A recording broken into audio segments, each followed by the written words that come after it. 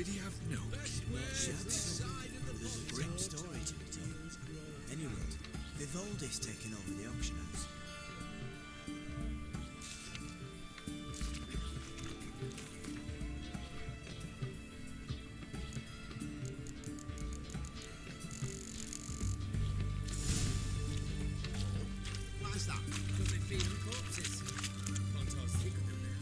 Hello guys. So I will be recording the Blood and Wine expansion on other save. It's a new game plus. It's like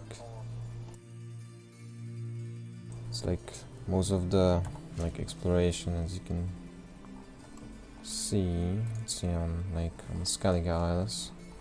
Everything is explored. Most of the quests are done. And more actually stash in inventory. I have all almost sets, hidden and stash. Greetings, master. What can I do for you? Razor and shears. Good. Make me. I already have the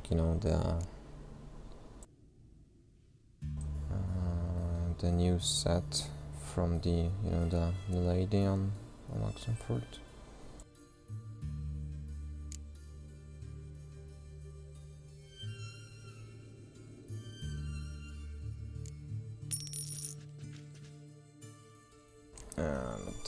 Not this. It was Longhandus.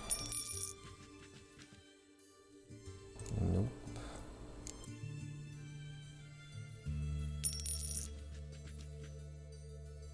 Yeah, this one.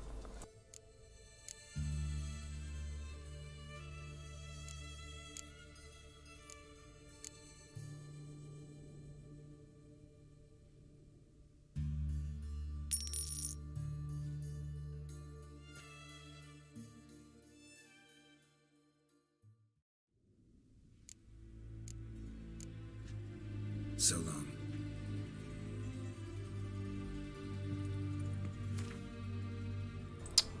Yeah, Viper. I don't know why I forget the name, but yeah.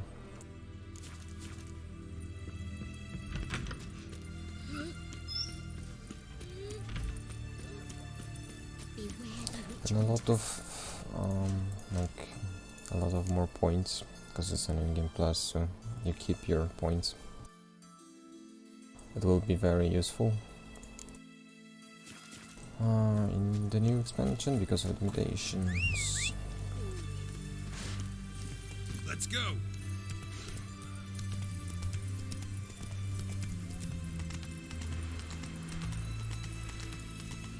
His armies across the river.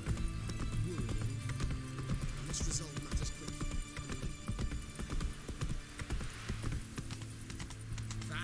Come through. And one thing, in the save that I was playing through the main game and in Hearts of Stone, I installed a mod called Darker Nights, and it was actually it made the nights more dark, but the side effect was that you couldn't see objects many times, when you're approaching a cave or something like that, and it was just inconvenient, because you had to even use cat potion even in in a crypt with torches around, and it was it wasn't very good. It's for me. And here it shouldn't be like that. Should be alright. Fear not, we shall spill only the blood of outlaws. You preparation.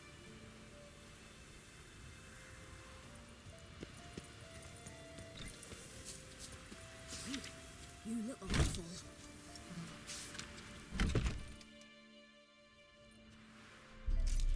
Geralt of Rivia. Ha! Sit with us, Witcher. Found your message on a notice board. You see, Palmerin? I told you, the griffin at White Orchard. I knew that were we only to follow the tracks of its slayer, we would in the end find Geralt. Milton de Peyrac Peyran and Palmerin de Launfal. Good to see you both. Been years. Be assured, we share your joy. You must forgive us our, surroundings.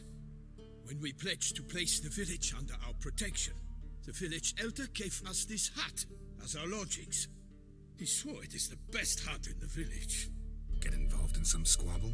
We discovered that in retreating, the Redanian garrison had left this land still is at the mercy of numerous plagues.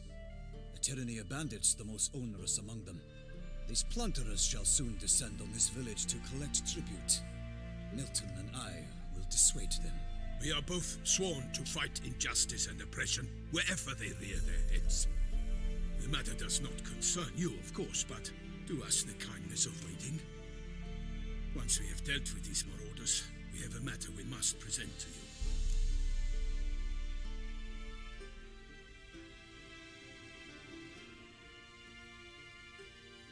So, plan to go out and meet the bandits when they arrive?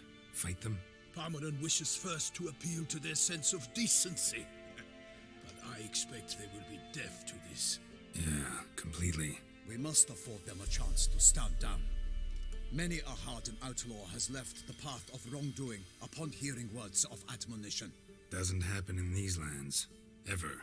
If they do not heed my reprimand, we at least will know we have done all within our means to evade bloodshed. Fine. Naturally, I'll help when Palmerin's rhetoric falls on deaf ears. Excellent. Then we've but to wait for the rogues to arrive. They's a coming! Hear that? Your bandits have arrived. Let us go out to greet them.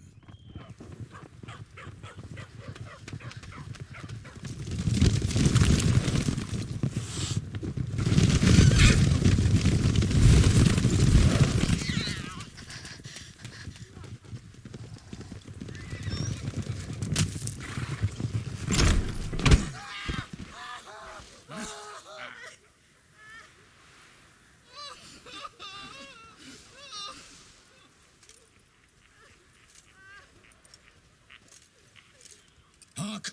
Contemptible curs!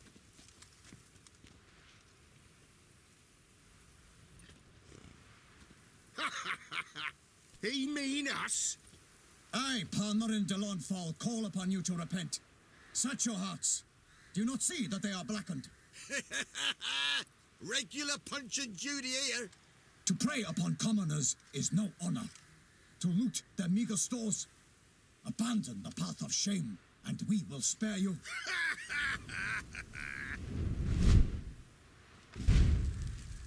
Right good jest, that. Had us a laugh. Now, fuck off before we lose our patience and you lose something else. Nay, wait, Zorg. These lads are a lark. Mayhaps they know some tricks. Oi, players! Can you toss balls all loopity like? Or do that thing where one spits fire while the other farts?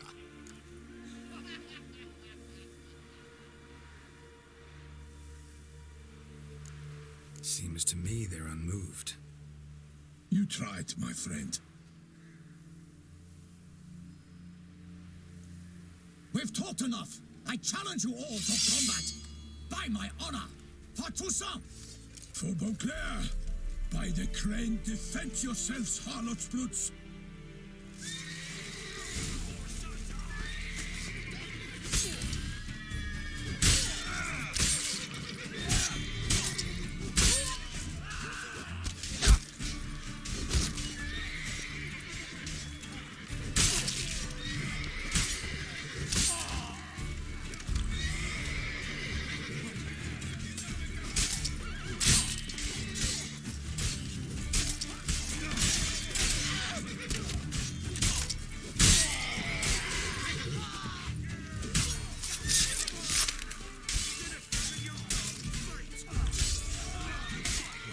Lost your nerve? Uh-huh.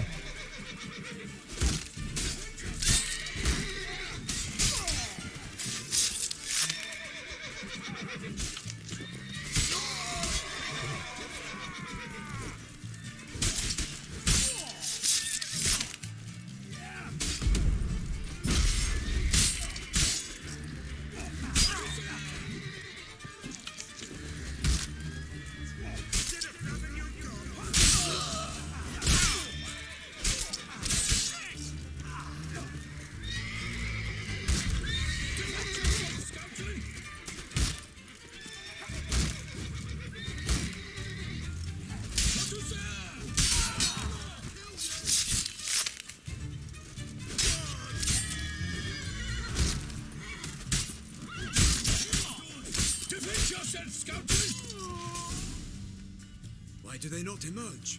It is over. We have banished the scoundrels, lifted oppression's yoke from their lives. Warned you it'd be like this. Fear you as much as they did the bandits now. Sorry, no fanfares and flowers. You're not in Toussaint. Ah, it is true what folk claim. In the north, no noble deed goes unthwarted. It is time to go home. And we shall, my friend. Come, Geralt. It's time we delivered our message.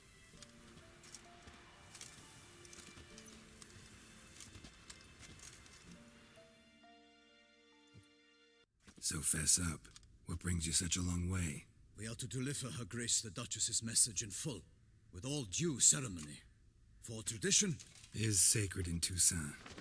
All right, fine.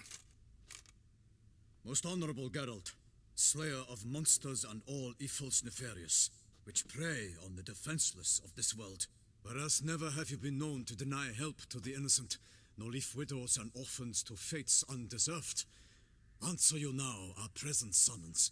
Free us from the beast which floods our streets with blood, and sows panic in the hearts of rich and poor alike. Come to our aid, Witcher. Thus humbly beseeches you the Star-Crossed City's most gracious protectress, Her Illustrious Highness, Duchess Anna Henrietta. Shall you answer her call? Anna Henrietta really say all that? Word for word? Well, in point of fact, she said, "Bring me the Witcher and dare not spare your horses. Only make certain this time he comes alone." The Ducal Chamberlain added the rest. You know how it is. Yeah, I remember. I might add, be it unofficially, that a hefty reward awaits. Yet the specifics you will need to verify with Her Illustrious Highness. Might be the most fervent request that I take a contract ever, and the most polite. And now we've got all that behind us. I want to hear more about this beast. Some kind of monster? Just guessing. Most assuredly, though no one has caught a good look at it as yet. Our only sure witnesses. Bodies massacred in a brutal, horrid manner.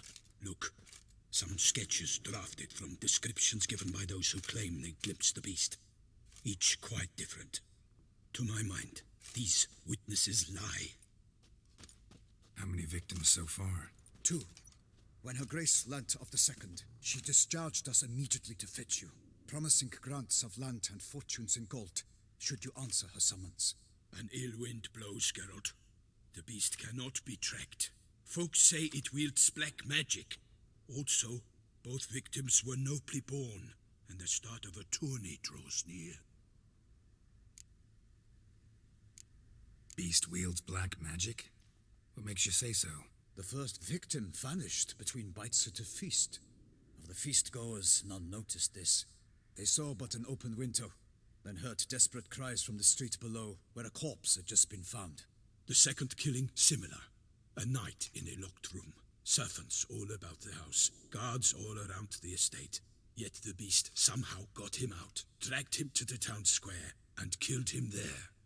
No one saw, nor heard a thing. We have no fear of creatures against which sword and shield protect, but of this beast nothing is known, save that it cannot be traced, kills effortlessly, and with no rhyme or reason we can discern. Anyone tried to hunt it? Knights errant, for example? Ha!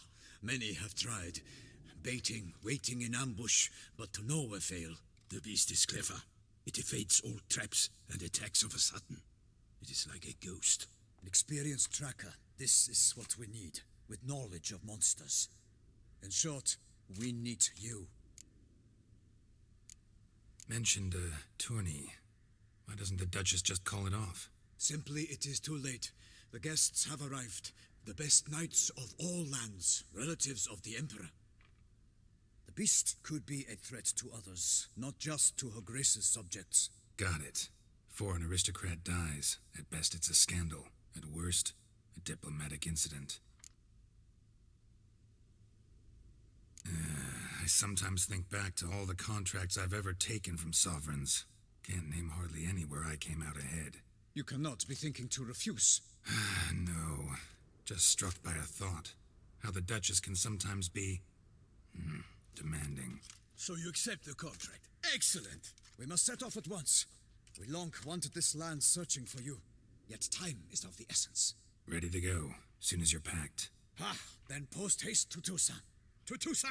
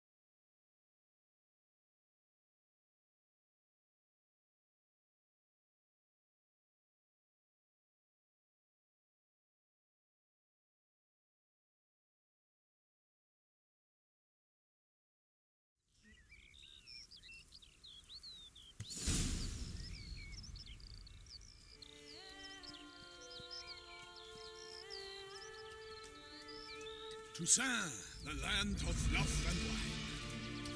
Exactly how I remembered it.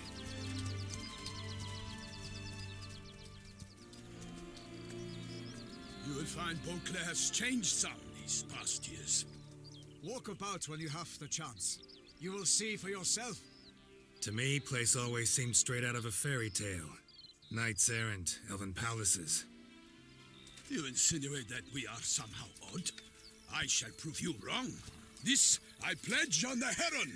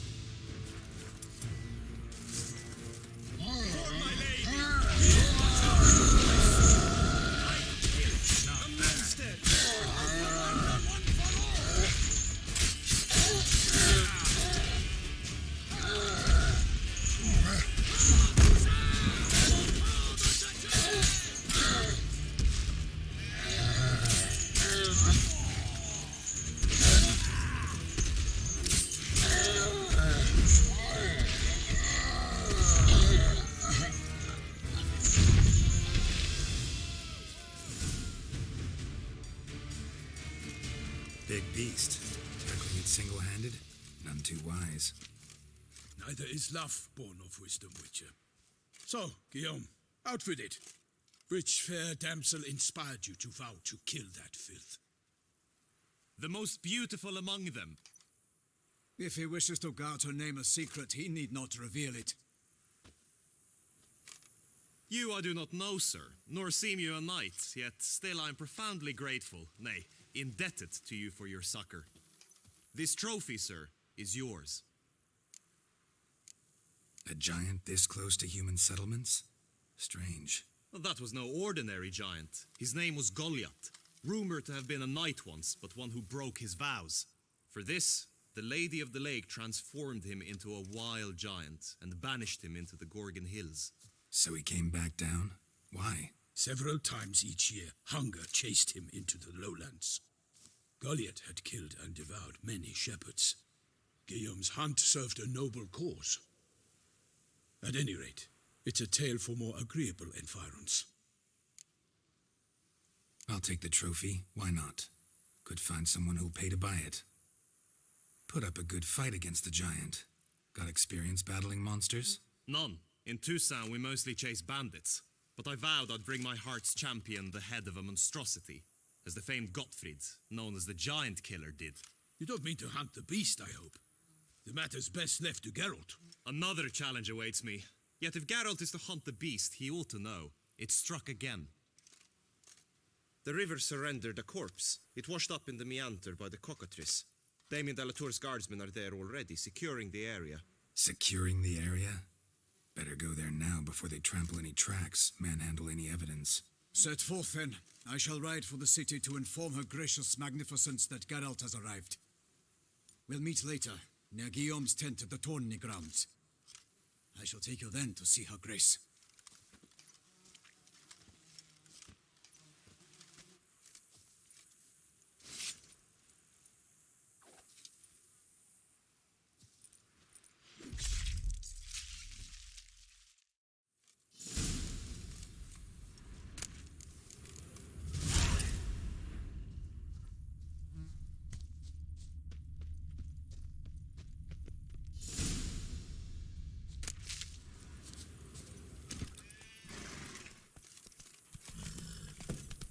Brave kid, Guillaume.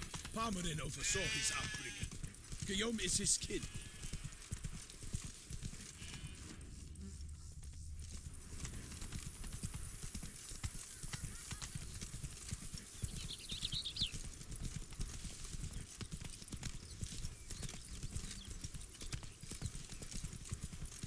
Can't get used to the way you knights talk, especially how you switch back and forth between flowery and, well, near normal.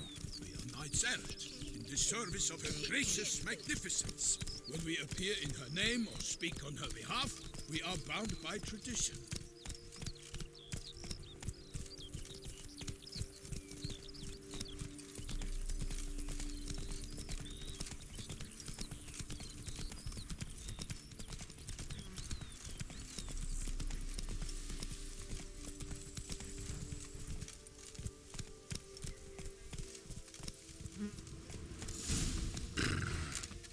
No one here.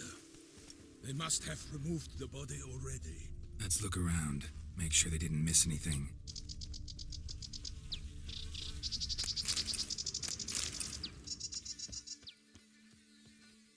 Hobnailed boots, multiple sets of prints. Ducal guard, clearly. Let's see where they went. Walked along the shoreline. Perhaps the body lay on the bank.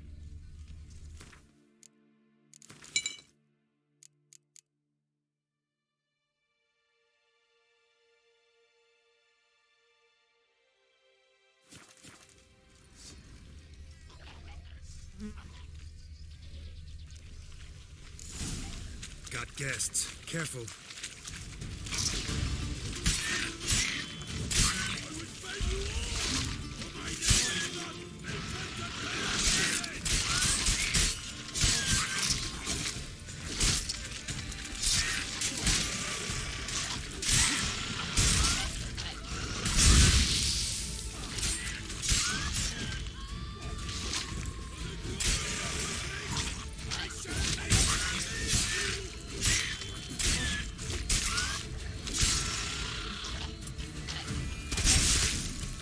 Drawn here by the smell of blood.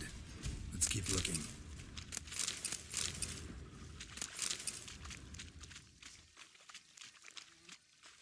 Anything taken by the current ends up in these shallows.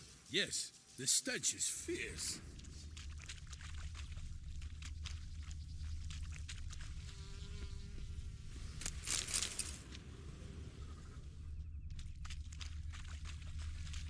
Only blood-soaked scraps left of the victim's clothing. Good quality cloth. A wealthy victim, correct? Looks it. Blood. Guardsmen pulled these nets out of the water, then cut the mutilated body free. Gonna dive in, make sure they didn't miss anything. Look at the rut. Guardsmen left this site by boat, recently. Probably to transport the body somewhere.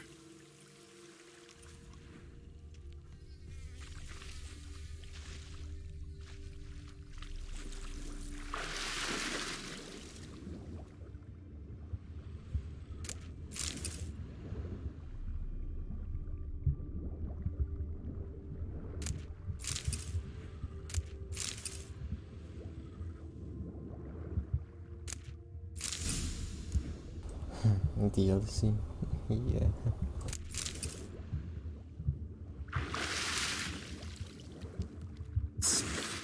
A noble's accessory, clearly. Be nice to know where they took the corpse.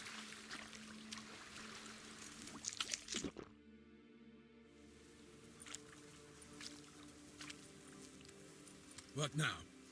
This isn't the site of the murder. We know that. Current brought the body here. Corpse got caught in the nets. Guardsmen pulled it out, put it in a boat and took it somewhere. Need to find out where. I'd like to look at the corpse before it starts to decompose. The inn. Its patrons must have seen the guardsmen, which direction they took. We should ask there.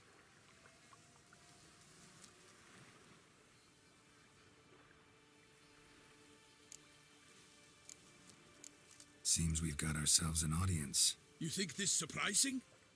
The locals will tell the children of children they do not have yet, of the day a quartered corpse was pulled from the river. One thing. Found a handkerchief in the water. Monogrammed DLC. Mean anything to you? Delacroix? It cannot be.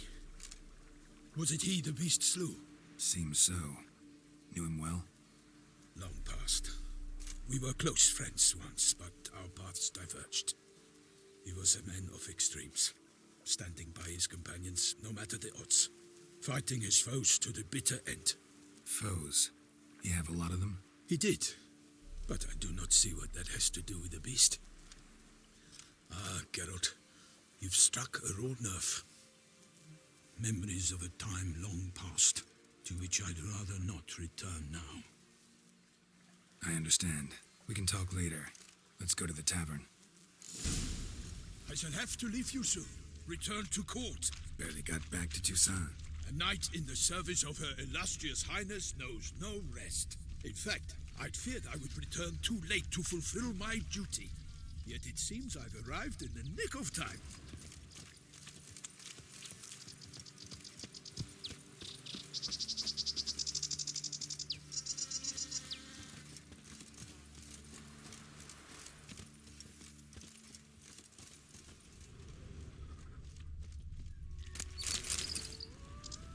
Once you have finished examining the corpse, be sure to report to Anarietta. Anarietta? Her Grace, the Duchess. I forget myself at times. We address each other by our first names in private. Never in Pomrin's presence, however. He finds such familiarity offensive. A watering hole for traders, smugglers, boatmen. But you will find no better crayfish chowder in all Toussaint. Killer from the north, they say. What? We've no lads brave enough? Of course we have. Our bravery's not enough against the beast. None of which I seek to show myself. By my troth, could that be the musty scent of fresh pâté? Naught else, Sir de Peyrac Peyran. I see time has not dulled your senses.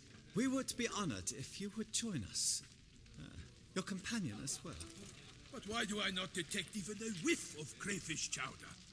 No soup today, on account of there being no crayfish. I reckon you've not heard, but all I caught was a corpse. I awoke at the crack of dawn, as I do each day, but when I looked up, I beheld a blood-red sky. This corpse is precisely why we're here.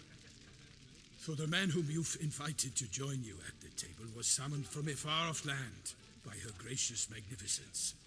He is tasked with tracking and killing the beast. We invited two men to join us, yet since Sir de Peyrac Peyran in temperament is more akin to hare than hound, I surmise the other is the hunter. With whom do we have the pleasure?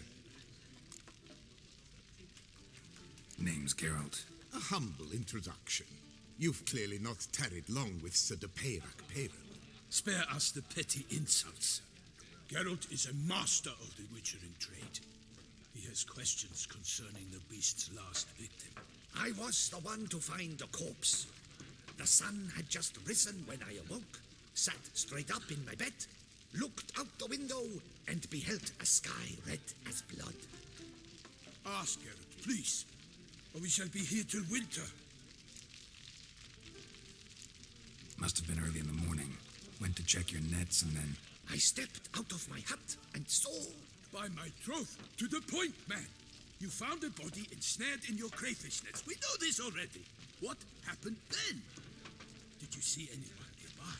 Did you spy anything noteworthy? Anything at all? Not a soul around, just me. As for noteworthy... well...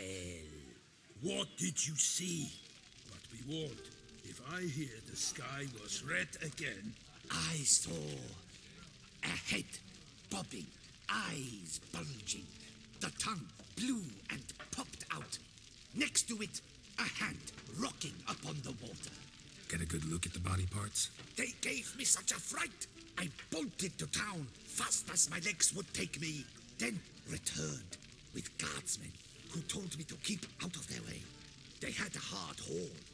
The parts were so tangled up in my nets, they were forced to cut them. Need to examine the body. Know where they took it? They ferried it across, then loaded it on a cart and hauled it to a cellar at Corvo Bianco to keep it cool, see? What? Why, Corvo Bianco is Baron Russell's estate. When he learns they've turned his cellar into a morgue, he'll set his hounds on them. While you were gallivanting about the north, his vineyard was auctioned off. Who was that? Woman who just left. Didn't see her before. Didn't notice her walk in either. Doubtless Linnis, the innkeep's daughter. But hold, Geralt, because this is an outrage. Russell's vineyard was auctioned off? Inconceivable. It is no secret the Baron had gambling debts up to his ears. It finally came time to collect. His creditors auctioned off his property. The Ducal Chancellery bought it, in fact. Russell now bunks with his brother in Vicofaro. I told Russell he'd get his comeuppance. How long can one throw on past heroics? His creditors must finally have defined that his promises meant nothing. Such are the times. Today's knights are pale shadows of the heroes of yore. It's true what they say. God sent the beast to punish us for straying from the old paths. So folk think the beast's divine punishment. Knights have turned their backs on the old customs. Where they were defenders of the duchy, they're now defenders of their own tushes. Why, you insolent... Let him talk. The Duchess trades in titles, grants honors to ill-doers. We've strayed from the path of virtue, lost the gods' favor, so the gods sent retribution. Don't listen to that nonsense, Geralt. It's rehashed street preacher Codswell. Yes, the rebel rousers have been sprouting up like weeds lately, each offering the same bill of goods. They say anything else about the beast? Besides it being a messenger of the gods? The Toussaintois are no fools. They see clearly the beast kills on days honoring patron saints. Picky monster. Thanks for the hospitality. Time I examined the corpse. Corvo Bianco lies a short way from here, near the tourney grounds. Just follow the road and you'll arrive. Not coming with? Oh yeah, duty of some sort calls. Some sort? Her Grace bestowed a great honor on me, even before we departed for Velen. I'm to play the hare during this year's game in the palace gardens. When you see me in my costume, you will wet yourself laughing. A little tempted to ask a few questions, but it sounds like a long, complicated story. One involving lengthy digressions into local history and tradition. So, see you later, Milton, and good luck.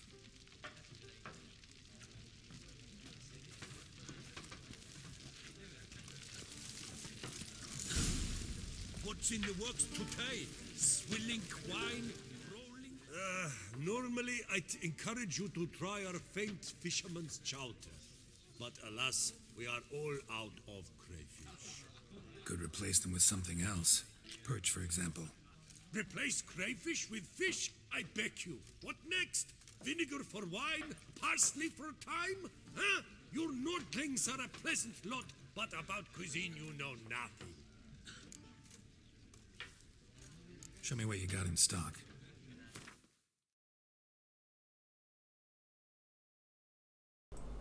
Let's play Gwent. Ravelous.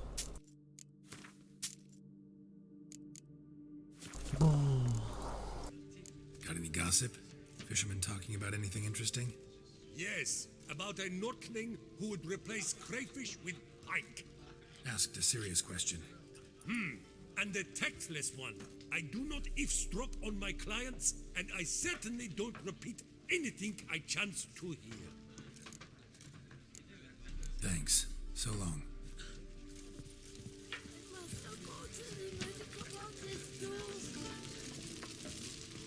No, sloth doth one gratify.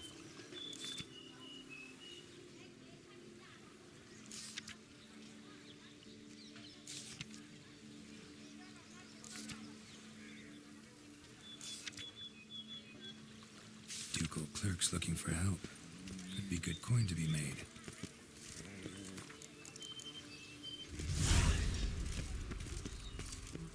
I'm busy. Enough.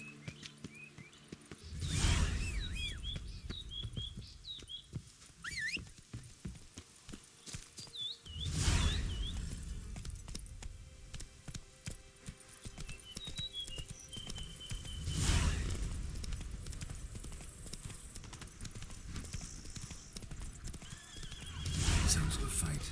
Have to hurry.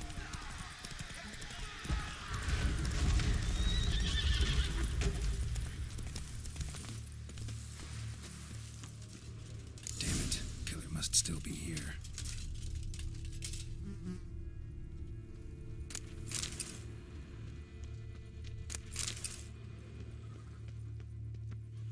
Throat torn open by man-like jaws. Man-like, except for long fangs. Busted ribs, blood from the ears. Took a solid hit. Massacred by a vampire. Not an Ekimara, though, or a Fletter. Bruxa, gotta be. Killed with a single blow.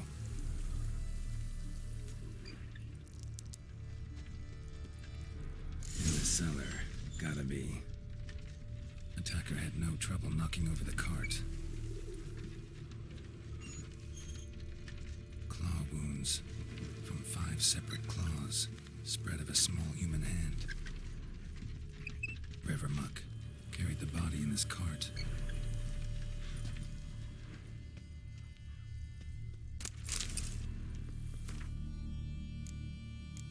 Alright, Bruxa. Vampire oil, black blood, and the moon dust.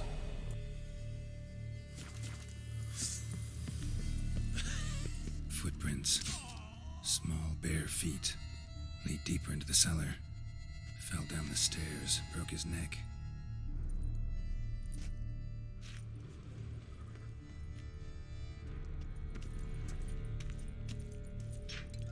Hurled against the wall with great force.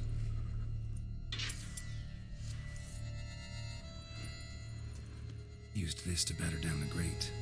Took a lot of strength to batter this down.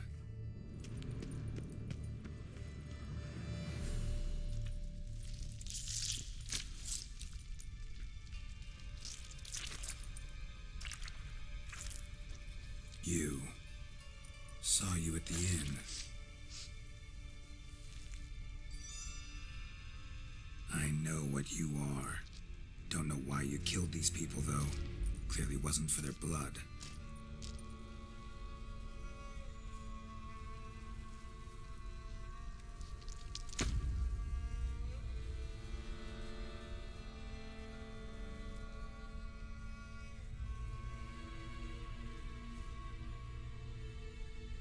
We don't have to fight.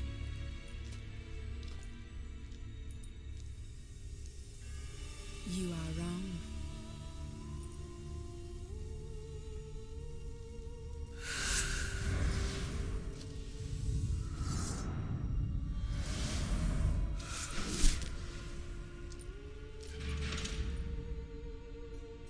I cannot let you leave.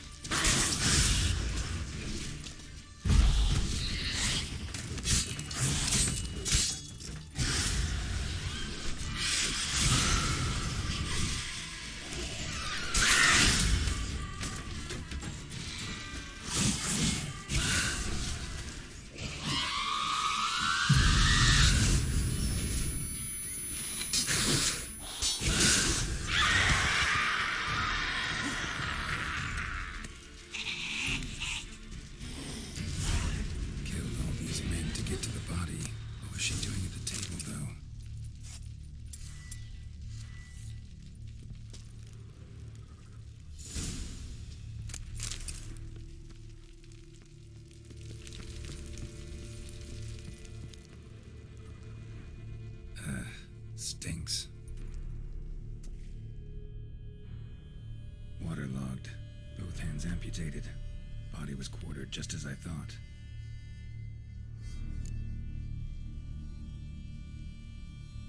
Laid in water for some time. Head swollen, and something took a few bites out of it. Something in the throat. A pouch, bulging with coins. Nilfgaardian florins, from several different provinces. If the murderer did this, means we're dealing with a sentient thinking beast.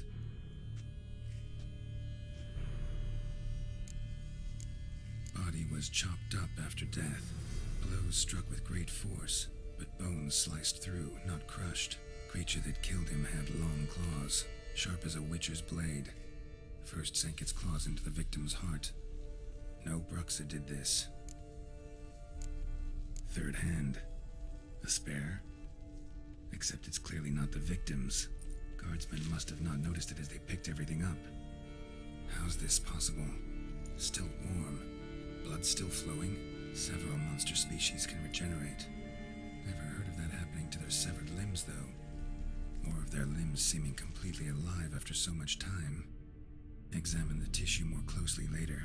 Might learn something.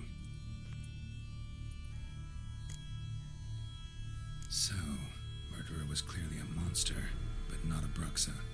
But then why'd the Bruxa come here for the severed hand? And who does the hand belong to? Why the hell's it still warm? Now, pouch shoved down the victim's throat. What's the significance? And why was he chopped up into pieces? Lots of questions, no answers so far. Need to know about the other victims. I'll ask Palmerin to get me in to see the Duchess.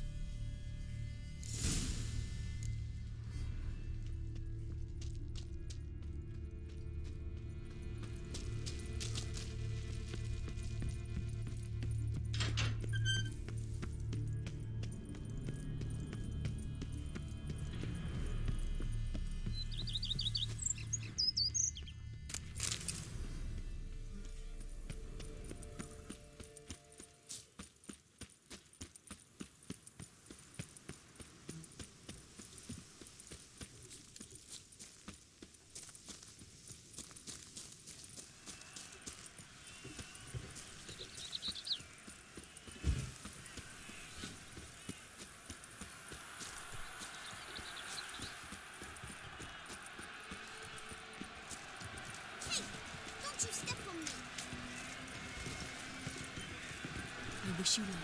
You'll need it.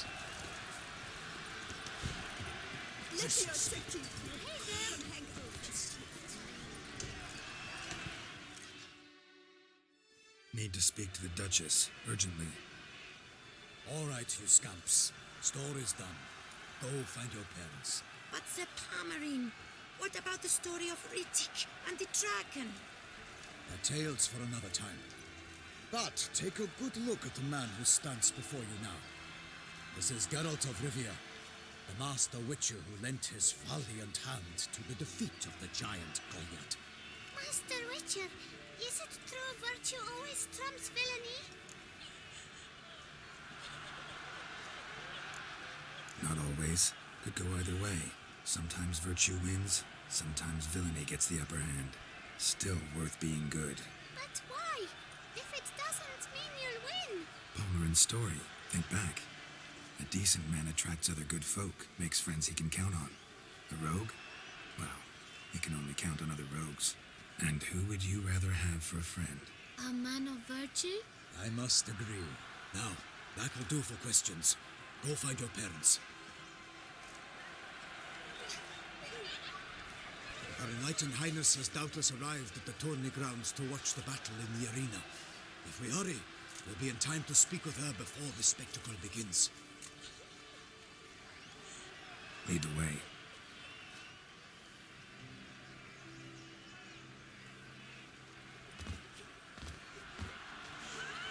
Who's fighting? Nilfgaardian gladiators? Close, but not quite. As you'll soon see. Someone's gonna fight a Shaelmar with only some bells on its tail to confuse it, slow it down? Whatever is the problem? The beast is a gift from the Emperor, no less.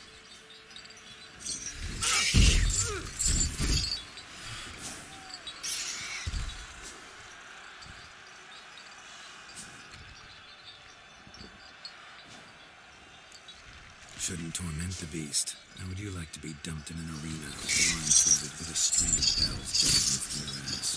Pity a monster. You, a witcher? I slay monsters who are a threat to humans.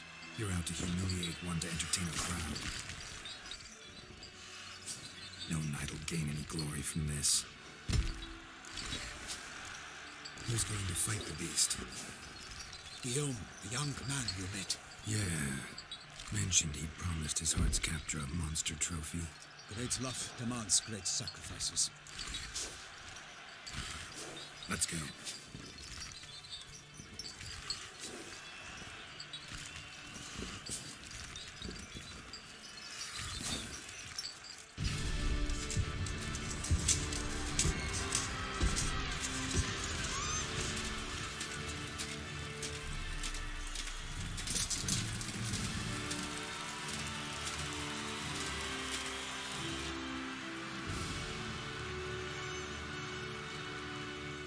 I dedicate my imminent victory to fair Lady Vivian.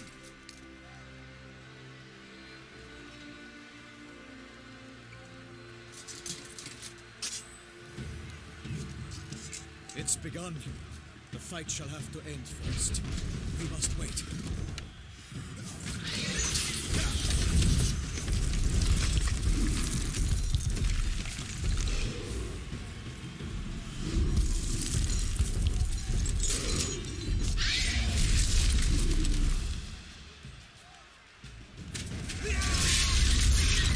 Got a bad feeling about this.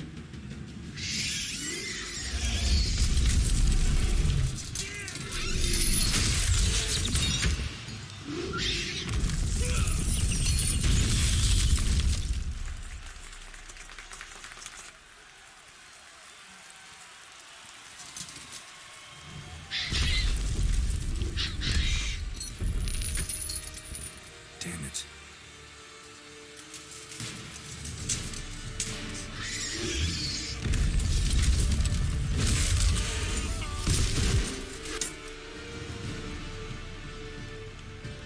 We have to help him.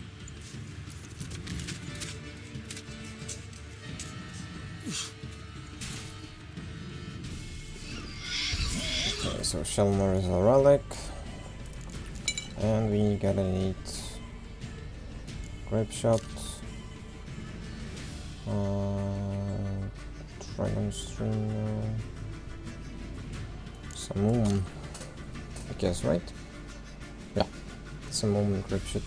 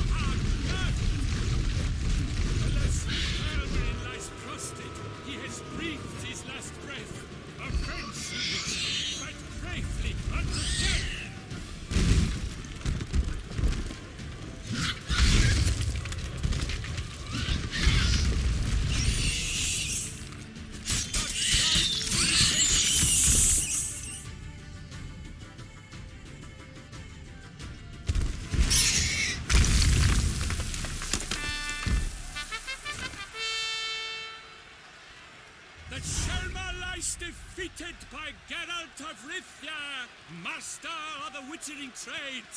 Behold, as the last gasps of life seep from the beast.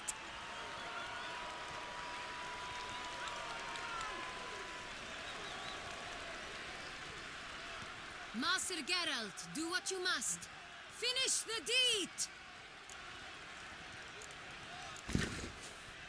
Monster's no threat. No need to kill it. A victor may always show mercy. It is his right. Long live Geralt the Merciful! Pikeman, see to the beast.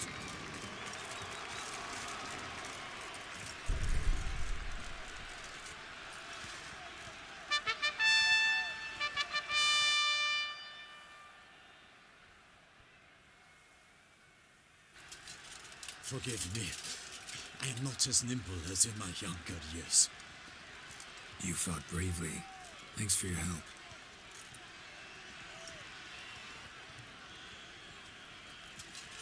Guillaume. The lad came damned close to dying. I'm fine. Not hurt at all. Vivian? Smile as befits a hero and keep silent. Speech clearly pains you. She approaches.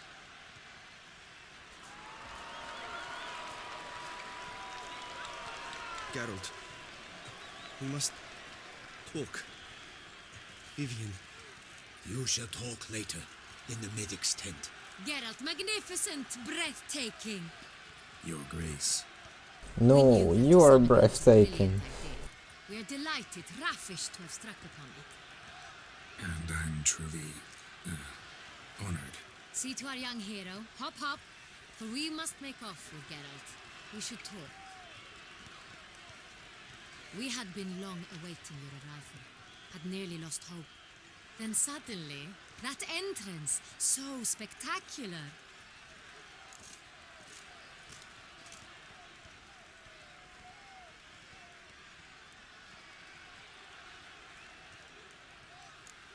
Your Grace. Shaelmars are dangerous creatures, even to knights in full-plate armor. Nonsense. In Toussaint, knights have battled beasts for mere glory since time immemorial. True. Guillaume suffered a few bumps, scars, and bruises, but in return gained eternal glory as he who slew the monster. What about the crowd?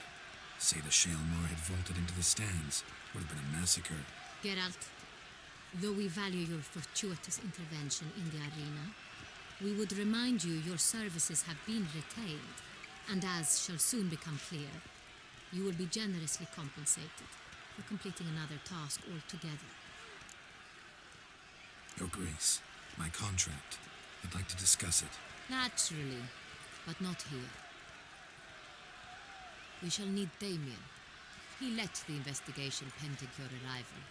But wherever could he be? Come, we must find him.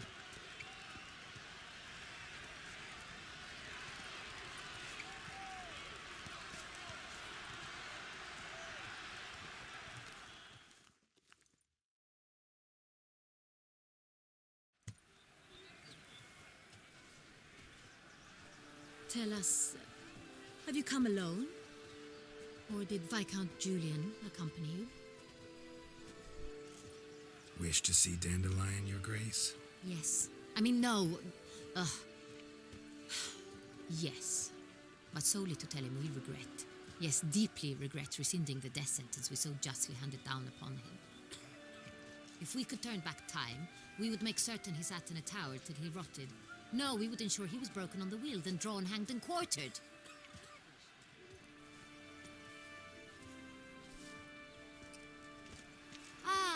The very man we would entrust with these tasks. Damien de la Tour, captain of my personal guard. Your Grace, Witcher.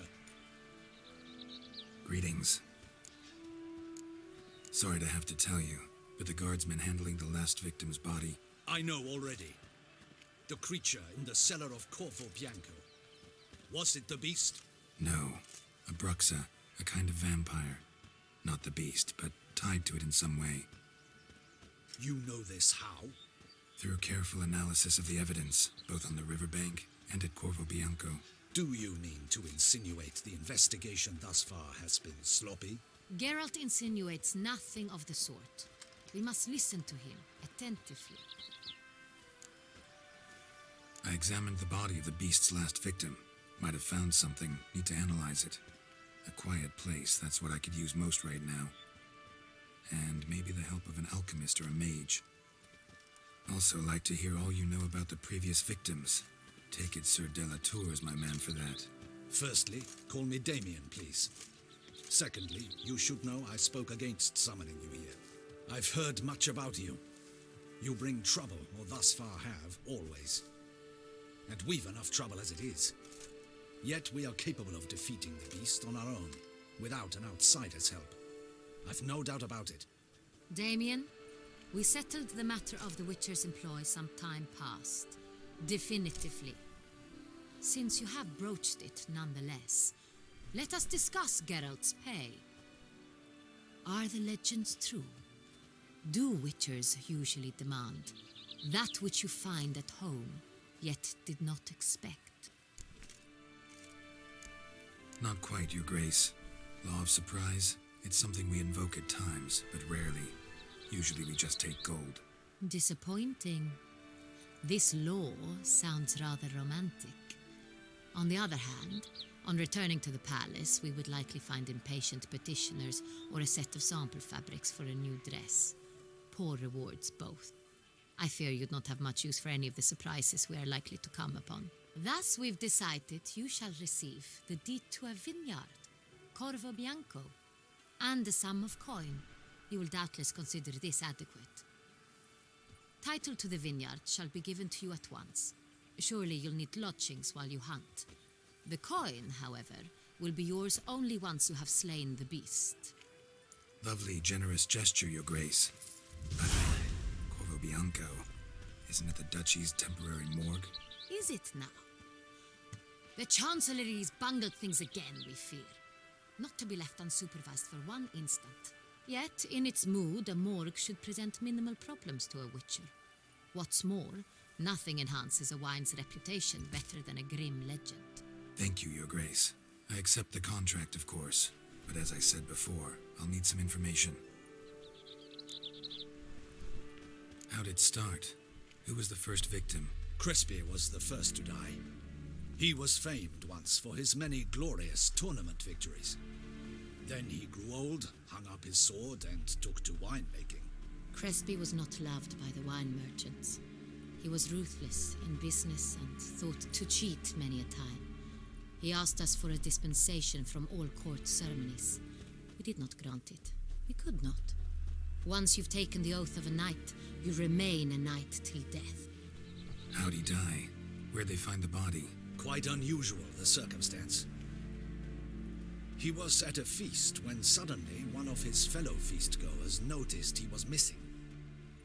The town watch found him an hour later, on his hands and knees, propped against the town pillory, his sword hanging from his neck. He had died of wounds inflicted with claws, not a weapon. Blows of great force. So he died suddenly, but the body was on its knees, meaning someone posed it. So it seems. Second murder. Tell me what you know. In the city there are certain nooks. No one reasonable ventures there after dark. Ramon Dulac's corpse was found in one such place. With the first murder, terror gripped the city. Its inhabitants grew wary, kept to safe areas. Consequently, news of the second victim came to us from a group of concerned cut-purses. Criminals fear the beast? Telling in a way. Take it you've excluded the possibility that Ramon died at the hands of these bandits. Do you believe me an amateur? Not hands, but claws killed Ramon Dulac. The wound was deep, clean. His body was found in the gutter, dressed in nightshirt and cap, a pillow placed under his head, and his sword replaced by a bed warmer.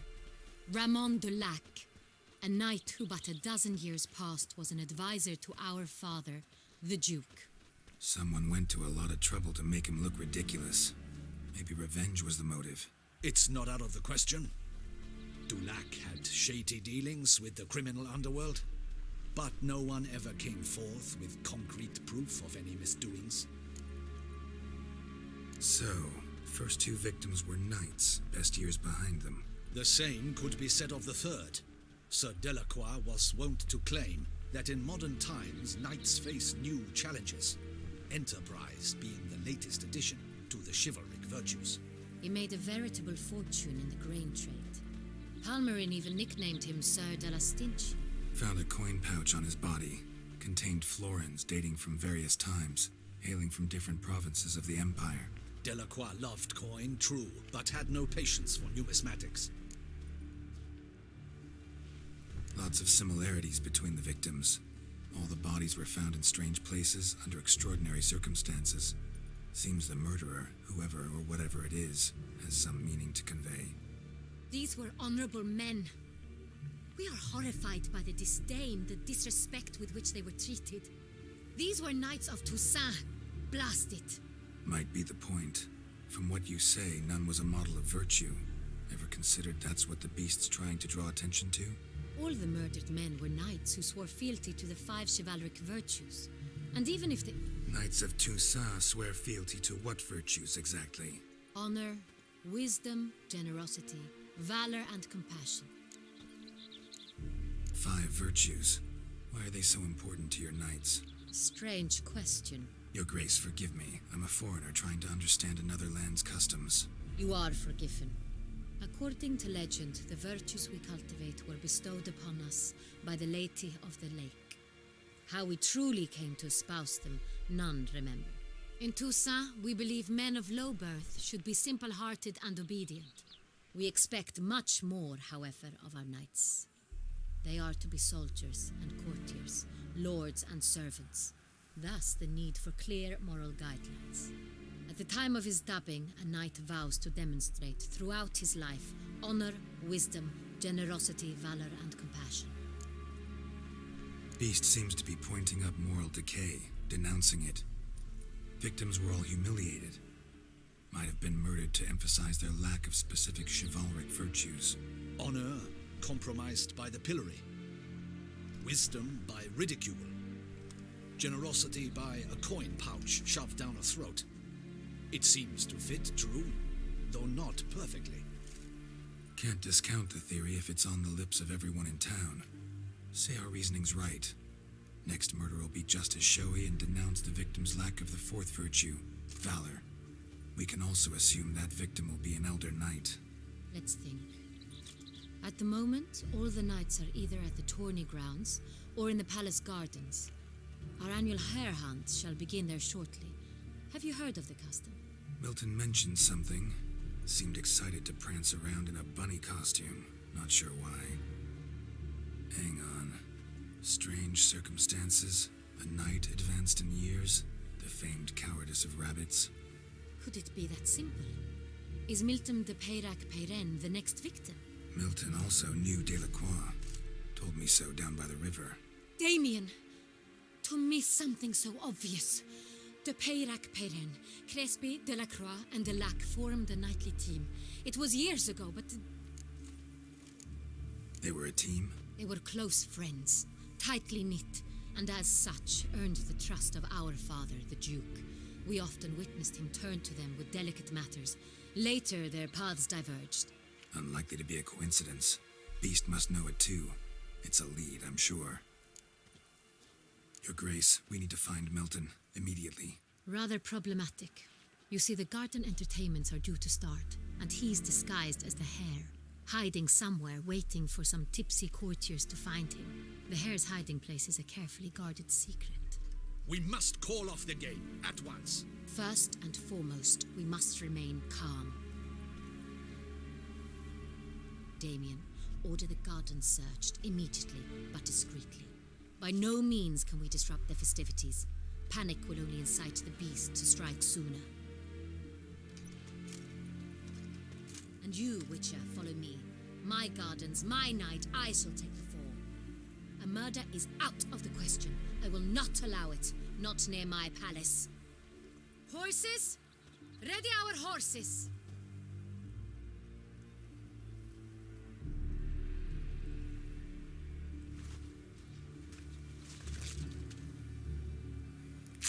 Your Grace!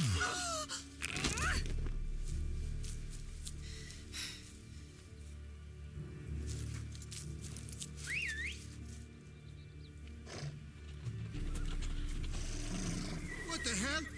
Why, I should... Your Highness, I... Mind it doesn't get wrinkled. Onward!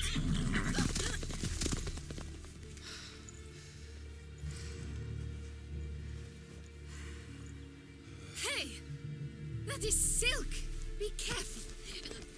Give it to me!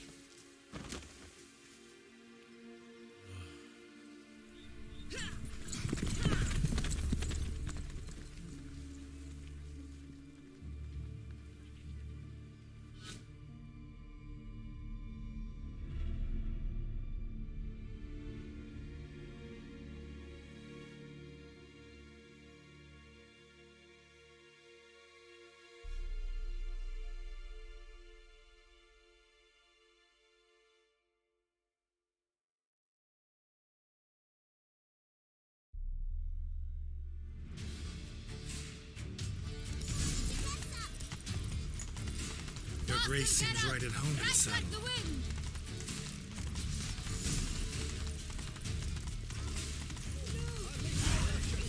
Clear the path! Clear the way, I said!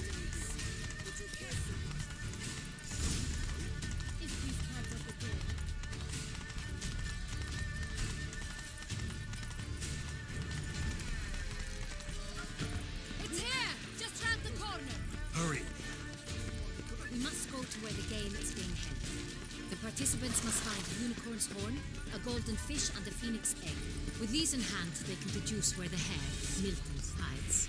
Mean we need to find those things too? We've no other option, but time is of the essence, so we shall have to break the rules.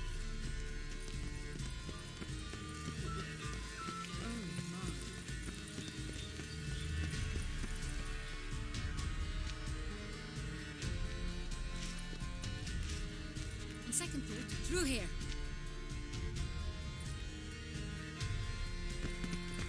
I shall show you where the hunt plays out. Then we will split up.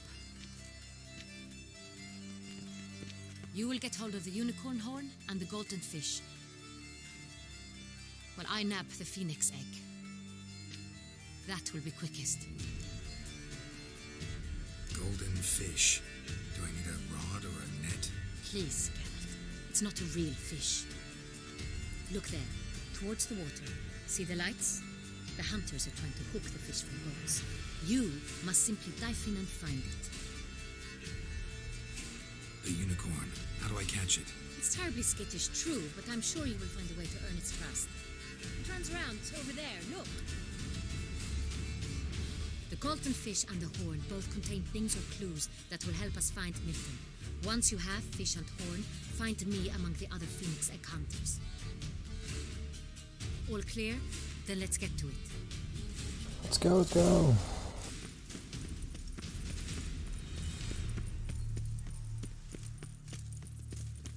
You can't pull one over on me, Witcher. I can see you're a hero.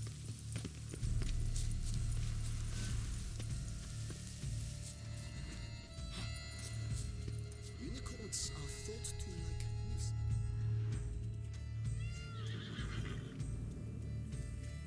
Perhaps an apple will work. Or some sweets. We would not be in this predicament, dear sister, were you still a virgin. Do you really wish to have this conversation again? Here and now? Hush, or you'll spook the beast. We shall try the sweets. Hey folks, gonna have to ruin your fun. Sorry. Who's that?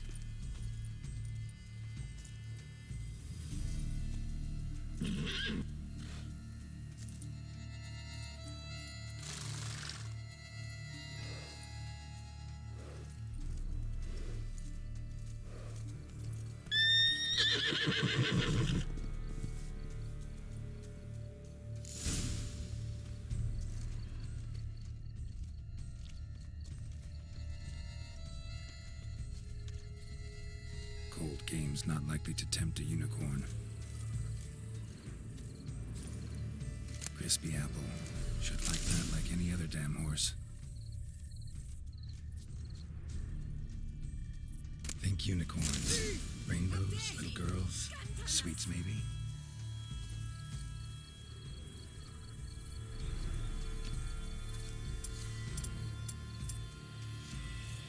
Oh, I want the apple. As far as I remember, apple will work. Where is that?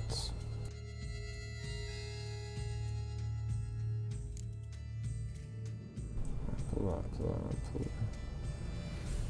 It should be here, right?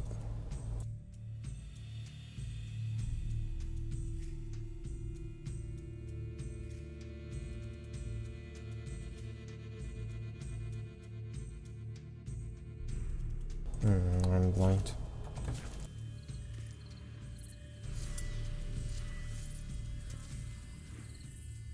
Cold game's not likely to tempt a unicorn. Okay, let's try the K again.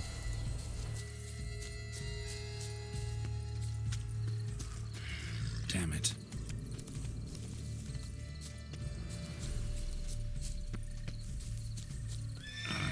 Almost had it.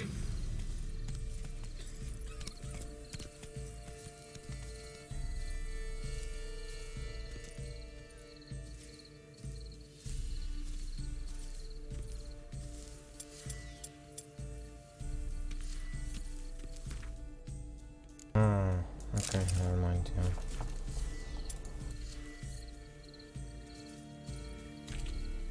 An apple. Yum yum.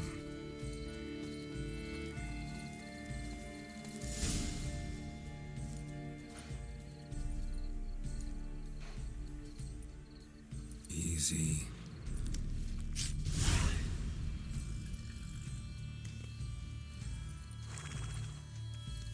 Gardens are huge. Be better off on horseback. Okay, yeah, the unicorn trusts me now. Go, go.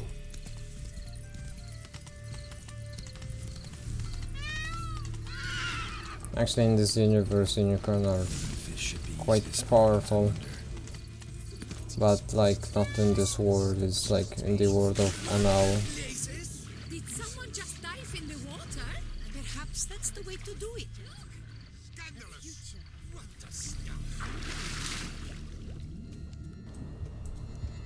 And actually one unicorn that saves area. It's in the books.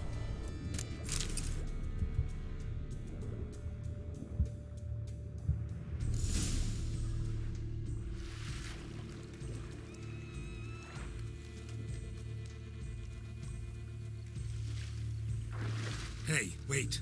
Stop. It's important.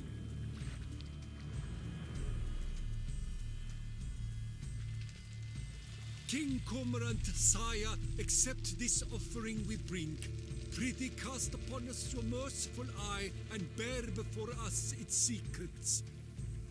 As the moon is heavenly coursed of trace, in my domain I await that moment of grace, when a soul of good or ill repute brings me a gift, fitting tribute.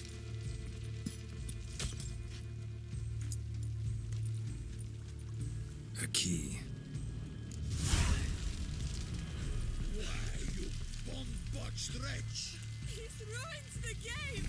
Disgraceful.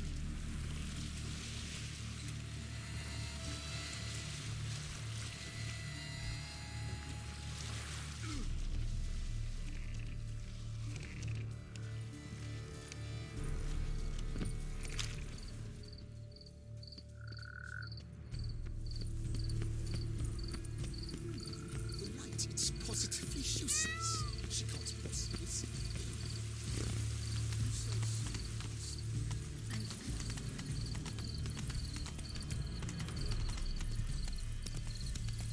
A beast like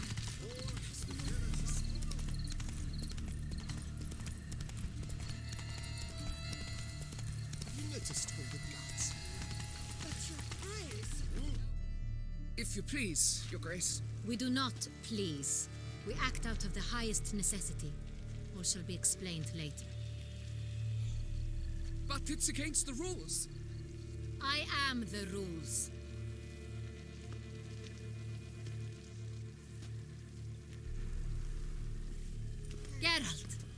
last. Got a key and a clue. And I've another. Show me yours. Who wrote this drivel? I begin like a crone, hollowed out with ease, then end like a mouse with a head of hard cheese.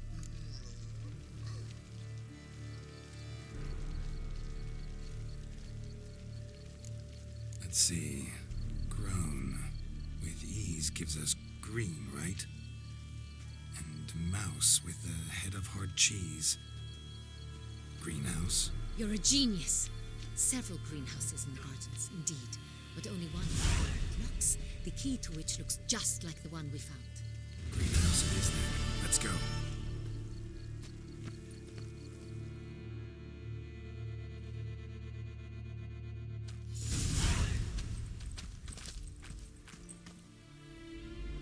Wait here.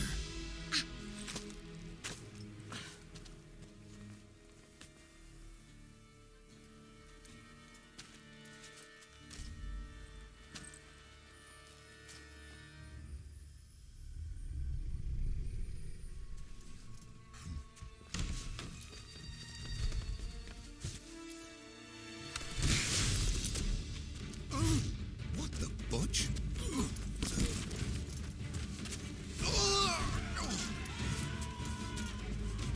What was that?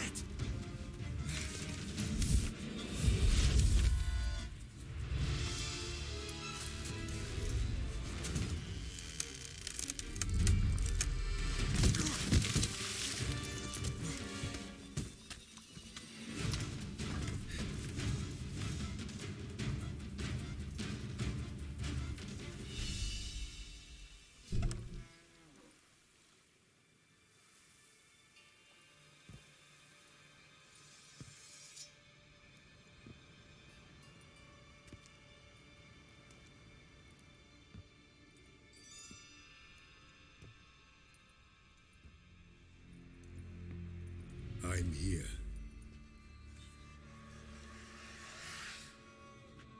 This belonged to you, maybe? It did, but you may keep it. I've a new one. I do not know you. I've done you no harm. Yet first you butchered a Bruxer who was dear to me. Now you pursue me. Why? You've killed 4 innocent people, at least. And you? How many innocents have you cut down? I don't kill innocents. Murderers, though, you bet. I'll soon be done. I've but one left. And you, should you not stand down. And once you're done, intend to leave? Go kill somewhere else? No. I intend to live. Happily ever after.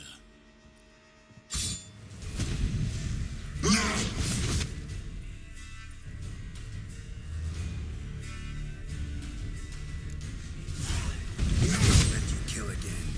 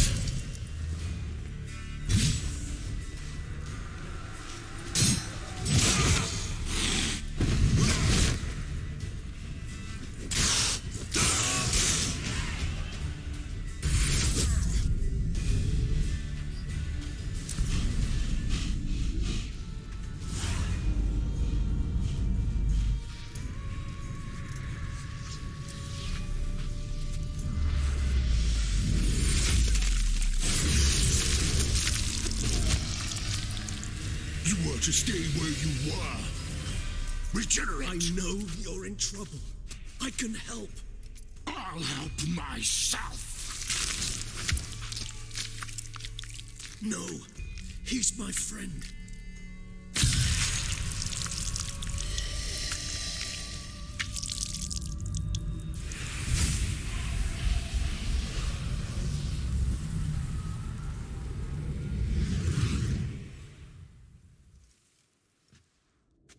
Yes, Geralt, it's me.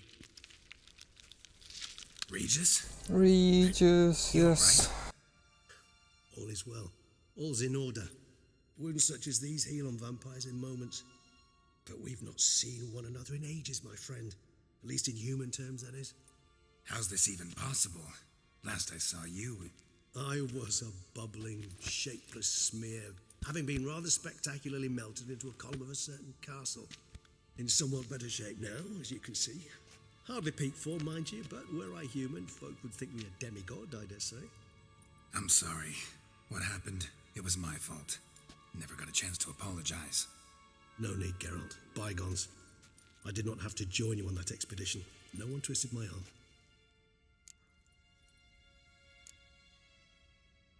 Miraculous regeneration. How do you manage it? I had help. From the one you hunt. Him? How? And what have you been doing all these years? Not the time nor place for such stories. I suspect we'll get a chance to speak at ease and at length later. Now, however, we must deal with the reason that brought us both here.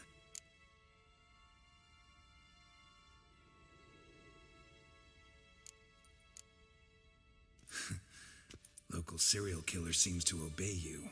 Maybe you could talk him out of it, convince him to stop murdering. Why do you think I've come? It shall not be easy, as Dettlaff can be rather stubborn, though you must certainly recall that neither do I surrender readily. So that's his name. He's your friend? You might call it that. Though Dettlaff is, how would you humans put it, more bestial than I am. But not to worry, I'm working on him. Haven't exactly done a great job with that. He's killed one knight since I got here, at least 3 others before I arrived. For good reason, I'm sure. Understand, Dettlaff is not some decadent shit who kills for sport, or to assuage a dryness of throat or a dullness of mood.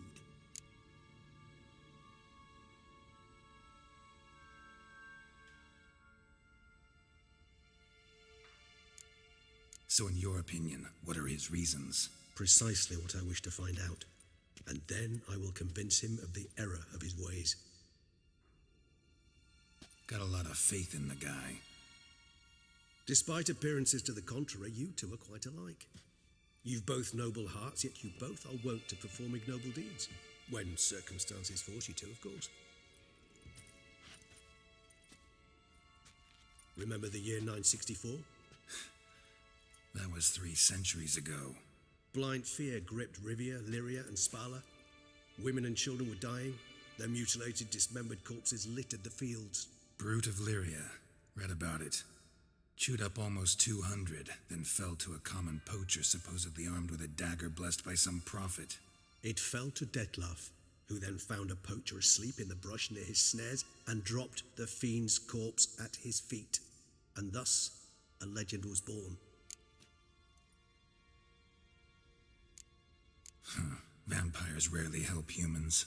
Must have had his own agenda, hunting the beast. You err. He slew it for one reason alone. The monster killed a lad who once, in the street, had offered Dettlaff an apple, expecting nothing in return. Terribly noble of him. You do not have a monopoly on altruism, my friend. Vilgefortz melted my body. Dettlaff found what was left. As per our codex, he had a choice. To leave me where I was, or to care for me and nurture my remains. He chose the latter, regenerated me at no small expense in his own blood.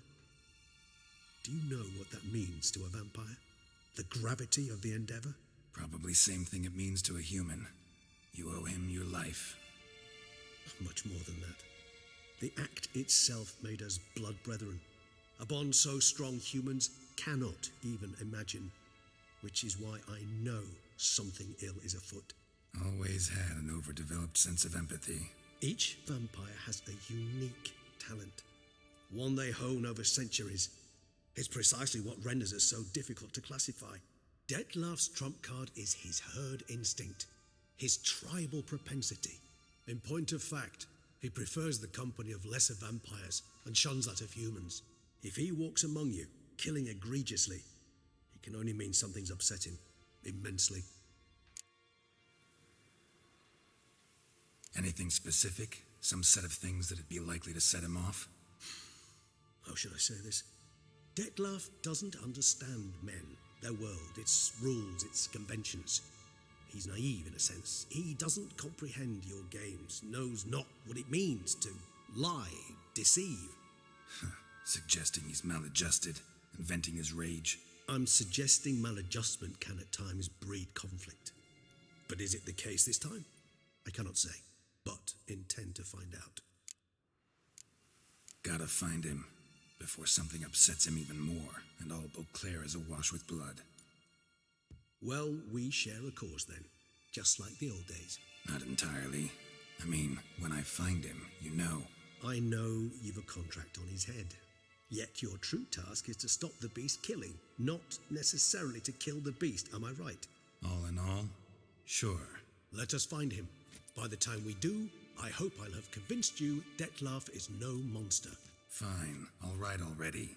But for now, evidence is stacking up against him. Hear that? The posse. Knights must have tracked me here. I prefer they not find me here. I've makeshift quarters at Mère Lachaise Long Cemetery. We'll meet there. See you.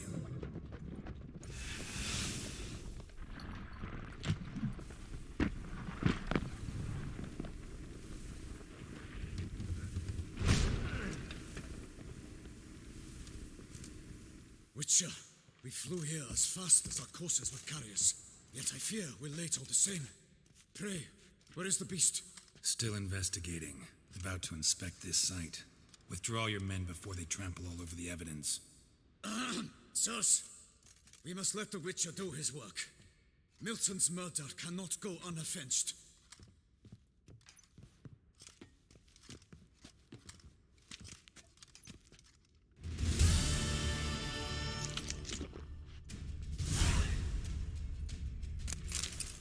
Yeah, Reach is one of the best characters in the whole Witcher.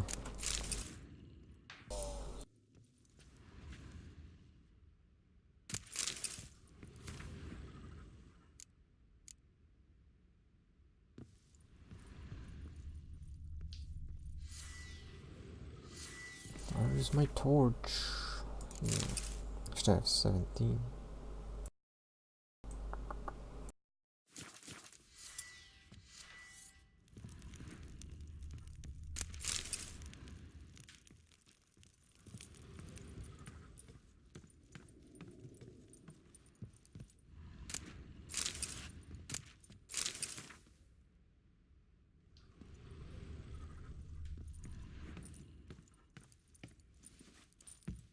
Okay, let's wait until morning.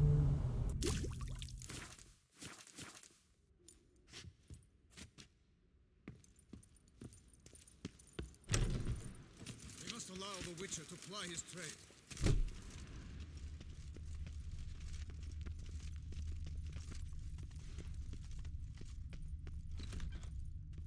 Witcher. Witcher.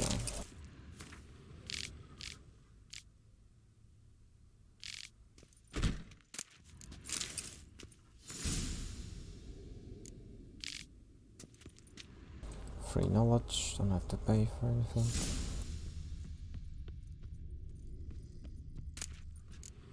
And I will need a lot of this. Green gold.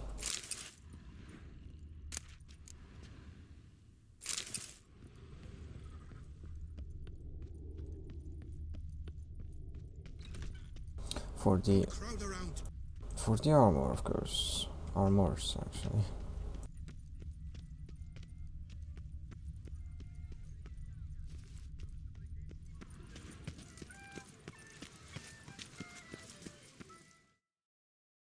Sir! A letter for you, sir! Letter? Who from? Can't rightly say, sir. I was just to deliver it.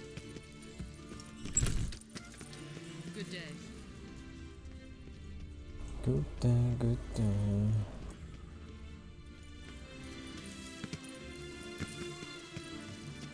When I think of those days of yore, ere fate had bound my life to pine, my heart weeps to think how sore it felt itself to be not yours. No two ways about it.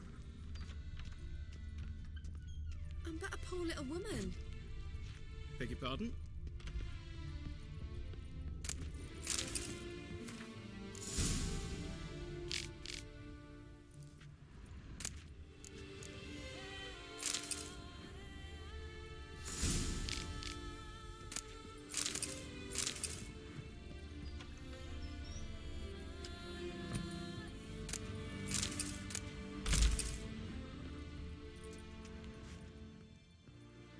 Lovely. Lovely houses. Beg your pardon?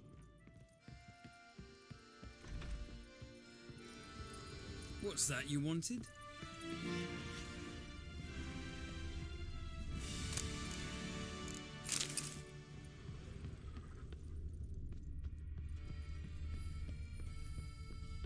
By the prophet's wounds.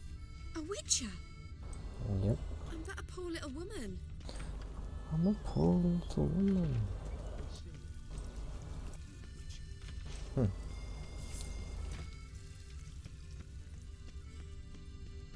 Begone from my sight! Their mates are brewed with ease, yet every last one is free of disease.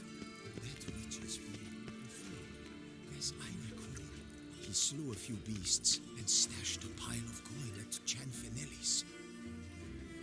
Wine, sunlight captured in a bottle. Greetings and welcome. Wenches will be wenches. Damsels demand. Nothing doing. Something reeks vehemently. Something's rank. You hear? Your Dyson is cursed. Butcher of Blaviken. Good day.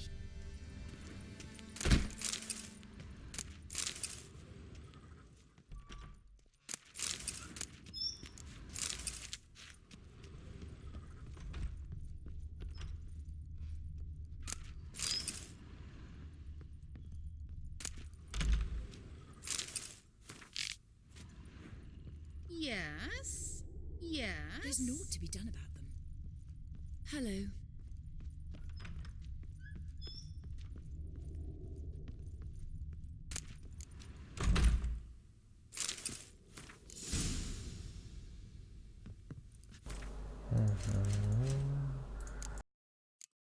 Oh yeah, the Arcus board also from the first Witcher.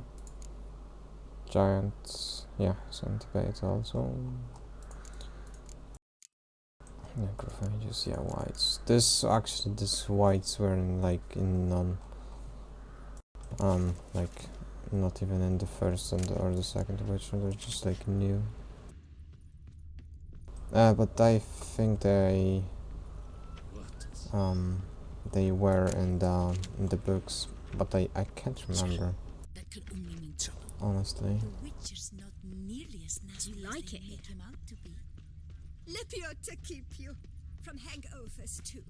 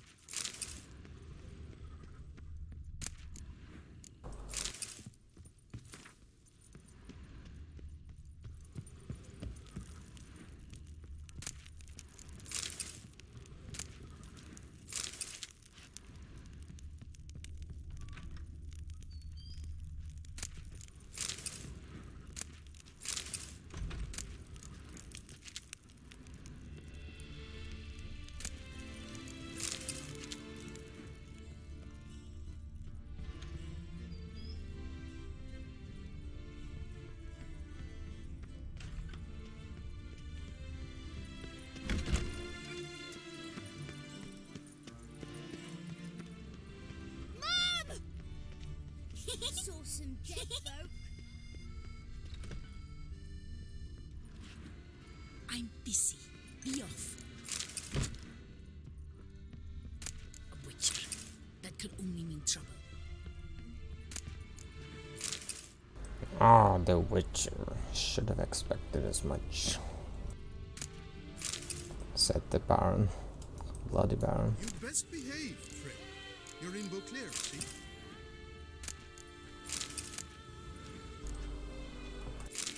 Oh. Oh yes, feathers, feathers, give me. Give me feathers. No, proto feathers only. Strongest. Never seen a vampire like that in my life.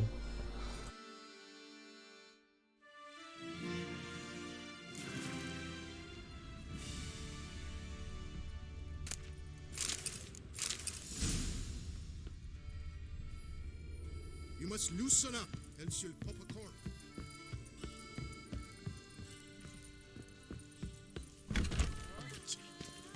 Another murder by the horrid beast. Nilton the Peyrac Peyran And falls where does victim Celestine to his own wander? folly. Long you will have to look to fairy tales. Welcome. By my troth, it is the Witcher who saved us from woe. Oh, the family, like the little, like, there is Anna Henrietta, there is Sienna.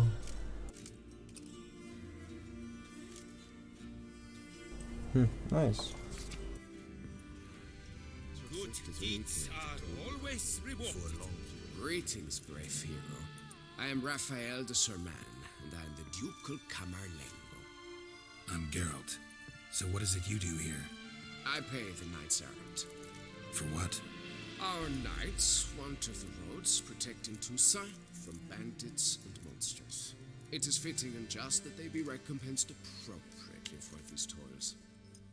Note, sir, that should you successfully smash a Hans, save a brother knight from peril, or extract a captured merchant from the hands of cutthroats, come see me. You shall be rewarded. Can't help but be curious, but where do the funds for those payments come from? The ducal treasury, of course. Her illustrious highness Anna Henrietta assigns great value to bravery and selfless patriotism. It is her standing order that any knight may receive a wage, pardon me, financial compensation for his dedication to defending the duchy's internal security and order. Wouldn't mind a glance at your books. Ones you're willing to sell, that is. Books. Junk. What the fuck?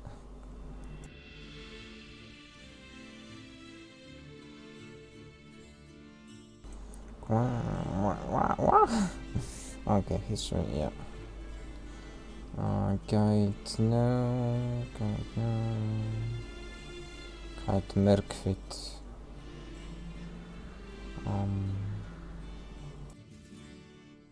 Carkines. Oh yeah, I will buy that. Chance. Slicert. But fuck, let's just buy everything.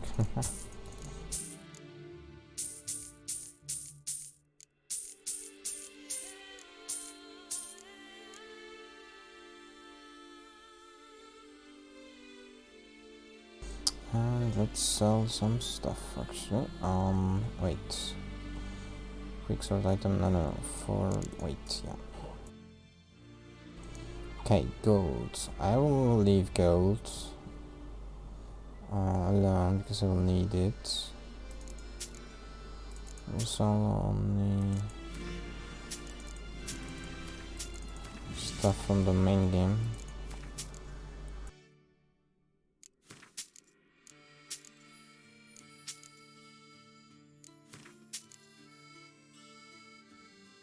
Okay, what do you accept as payment?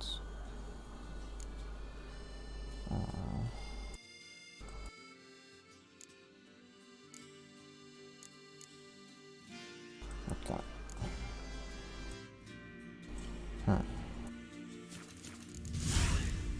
Let's play Gwent. Wouldn't happen to play Gwent, would you? Shoot too.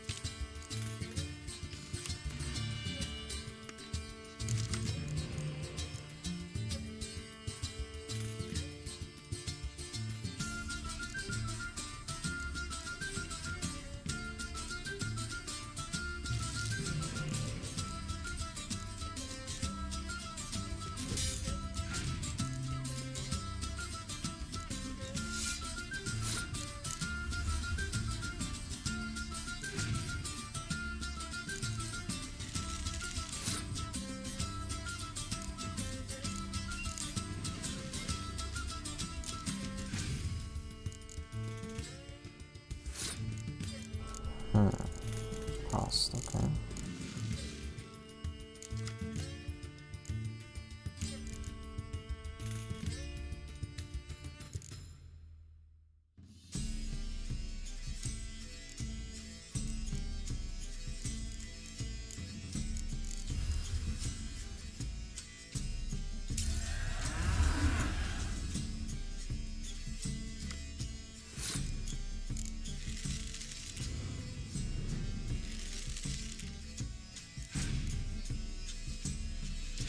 Oh, okay.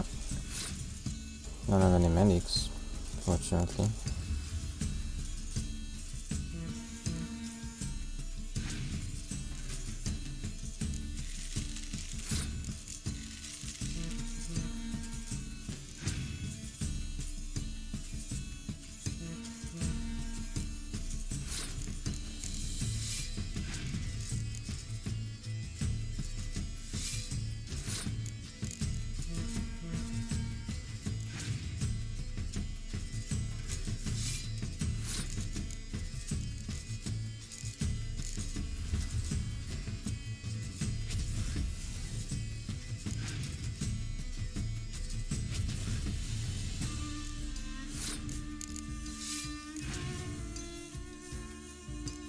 I love this music.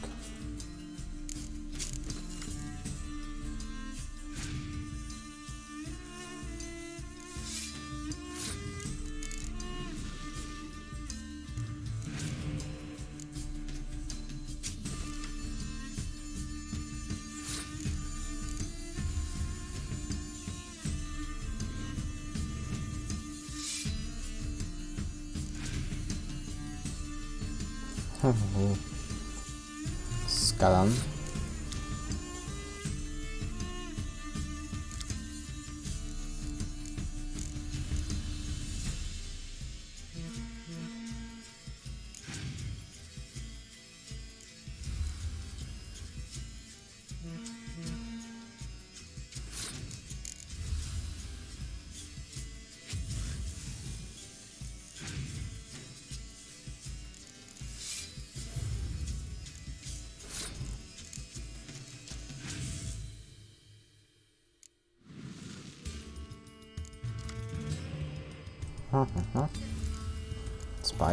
Spy game.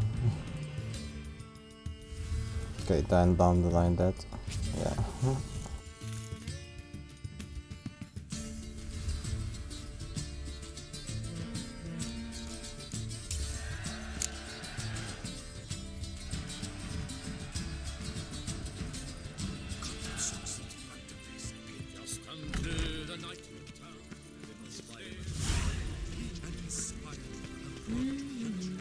Never fear, Skellig is here.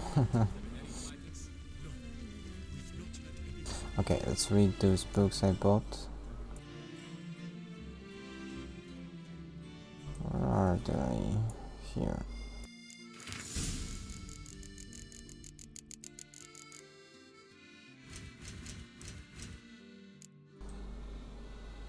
Hunters, okay, yeah. It's actually right here. Yes, lizards. Spectacles, yeah. Vargas. Also from the first. Almost killed Shani. But Garrett was there. Yeah, Garkines and Feathers.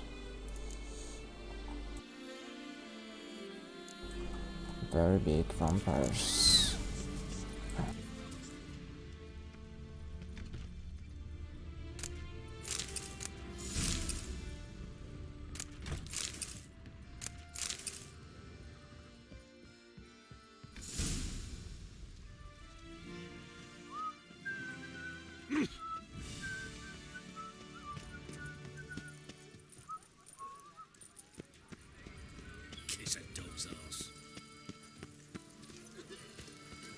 My regards.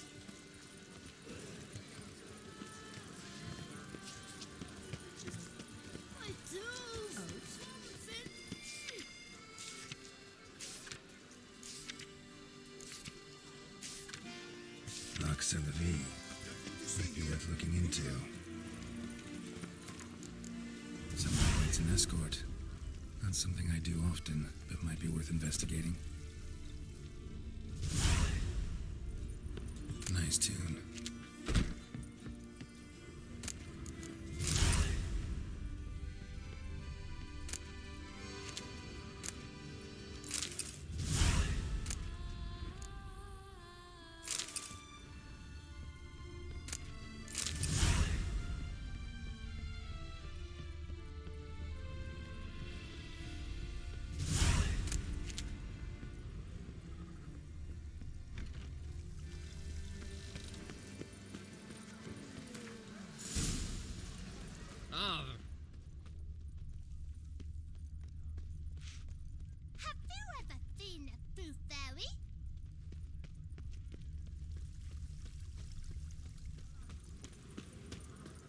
Catch some winks, grab some tit.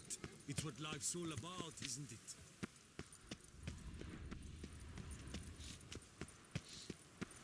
Yes, Witcher? I had one glass. It's dinner.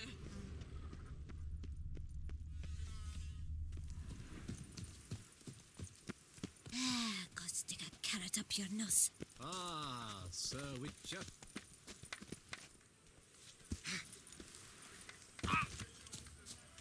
Who dares challenge the mighty Colossus? It may... Oh, now you look to be a man in search of exertion. Hey, Whitelocks, will you dare to fight Colossus? Colossus. Interesting as monikers go. Or is that what his mother called him out of the womb, too? Why would she not have? Colossus. It rings out with pride and passion. So, will you fight?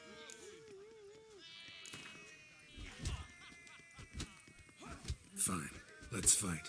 Ah, boring. I'm not interested. Quick I am. Too quick for you. It'll be knick-knack, paddywhack. Here's your arm bone. Where's the sport in it? Don't want to fight? Why bother looking for challengers then? Wasting my time. Whoa, a bit testy are we? A witcher, right? Let's do it like this. You parry 3 blows I throw your way, you win. But you can't swing at me. Not once. Just deflect my blows, got it? Catch 3 of them, and I'll toss you double your wager. Feeling that generous? No, I just know you can't do it. No one's ever done it. Too fast, see? So, willing to try for 3 blocks? Fine. Doubt I'll have any trouble deflecting a few blows. That I get. At long last, one with a sportsman's soul. Now, listen. The rules say you're not to start your parry until I've cocked my fist. Standing with your guard ups, not allowed. Ladies and gentlemen, witness a most peculiar fight. How shall I say this? The Witcher has accepted a colossal challenge.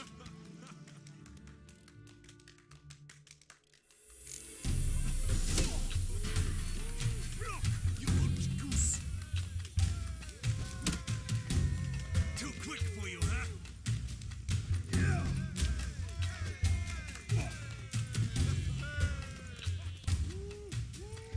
Come on, come closer. Incredible!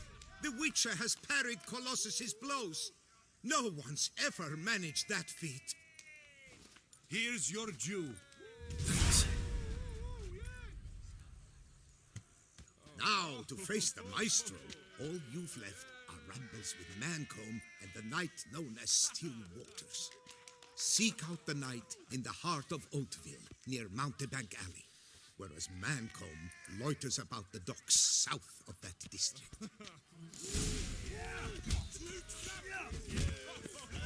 Well, you're quick. Great tufts and all. A smashing. Hold it close. Which way were you not?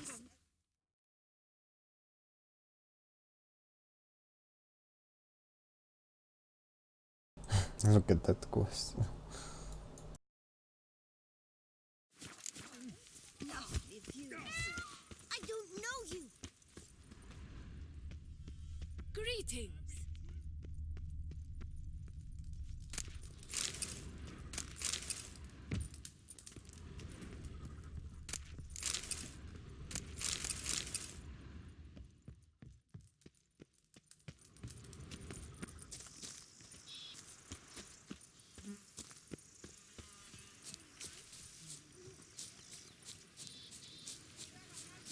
He's not here.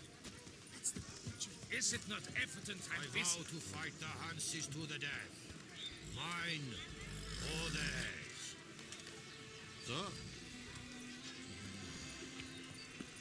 Greetings! What do you see? The knight returned from his It's the armor, you know, from the dwarf.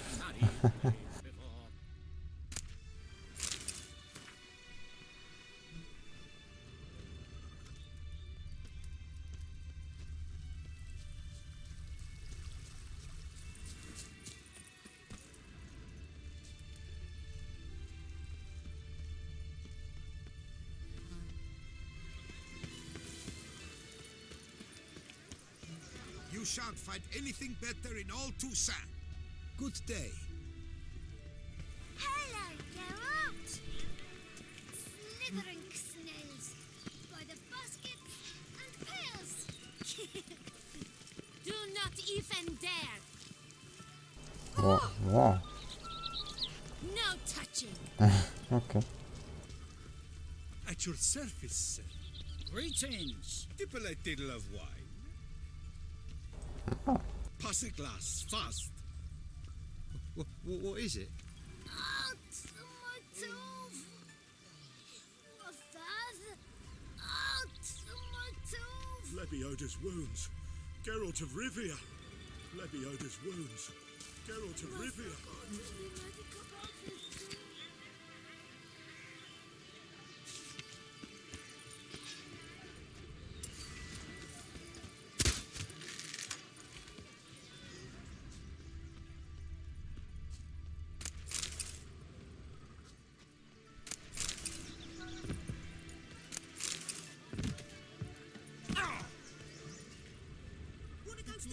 Grandma!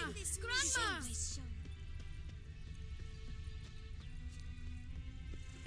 Witcher, I have a matter of prime urgency and import. I must speak to you. Monsters? Your wound. Feeling better? It's healing splendidly, though I am to avoid trouble for some time. To be frank, that is precisely why I wish to speak with you. Want me to stand in for you? Take on some trouble on your behalf? That could very well be the case. You see, there is a maiden, nay, a lady. I suspect someone's cast an ill spell upon her. A curse, perhaps. Let me guess. She suddenly grew cold, haughty, and distant, though the night before she was flirtatious and alluring. Tut tut, Witcher. You jest, yet the matter is grave. Though true, the lady in question is dear to my heart. I shall not deny it. I fear she has fallen victim to ill magic, and knows no one she could turn to for help. What makes you think she might be cursed? You must keep all I say to yourself, I beg you. I would never dare to be so indiscreet normally, yet I'm troubled about her, for her. Vivienne shuns the company of others. Though the fairest maid at court, she keeps men at a distance. I thus determined I would resort to trickery. Trickery? That even befitting of a knight? In war, yes. And what is love if not battle? As it were, one evening I crouched in hiding outside her seamstress's home.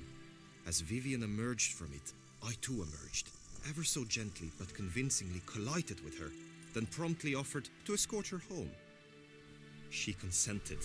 At first, all augured well. I proposed a more scenic route. She agreed.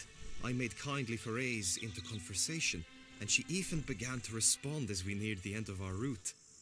Then suddenly, mid-speech, from her mouth there flew a most hideous shriek.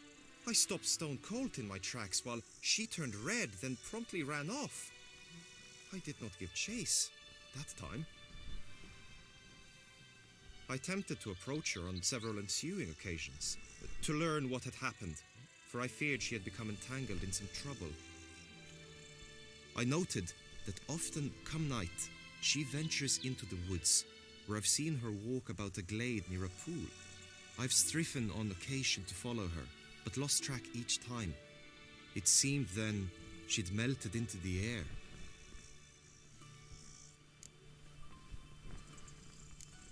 Sound you heard. She might have just had a sore throat. Had I thought it possible the sound was natural, I never would have taken up your precious time. Notice any other strange behavior? Additional symptoms?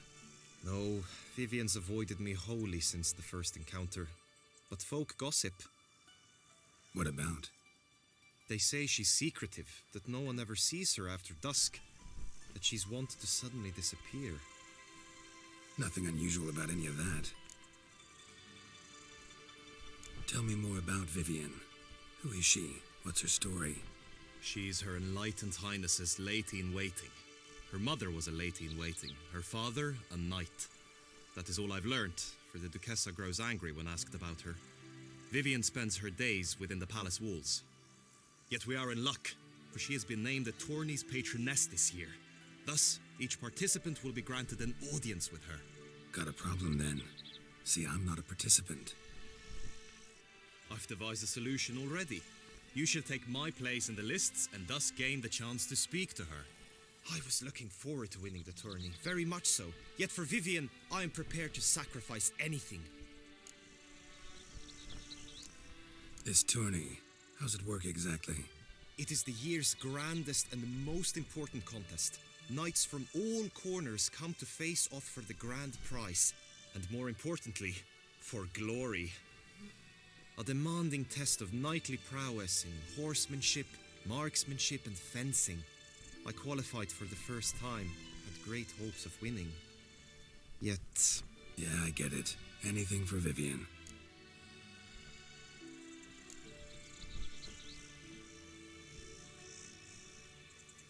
Fine, I'll look into it. Gotta admit, piqued my curiosity. I shall be forever in your debt. Now, we must ensure you are not eliminated from the tourney before you can meet Vivienne. Meaning? Could you show me how you shoot, ride and fight, perchance? And you must learn the tourney rules, know how to apply them in practice. I did not mean to suggest I doubt your abilities. Everyone must train, even a witcher. Besides, the tourney contests must surely differ, require skills you don't usually apply, races above all. The choice is yours. Where shall we start? Marksmanship. Feel I need to do some shooting. Come with me. The marksmanship contest shall pit you against another for the best time and score. He who hits all his targets first wins. Hope my aim's as good as that Cupid's who shot you. Sometimes when you speak, I miss the meaning entirely.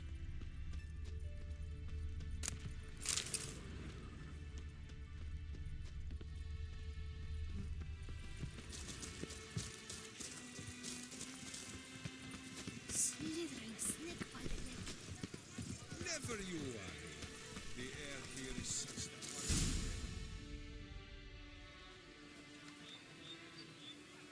Hit the red targets.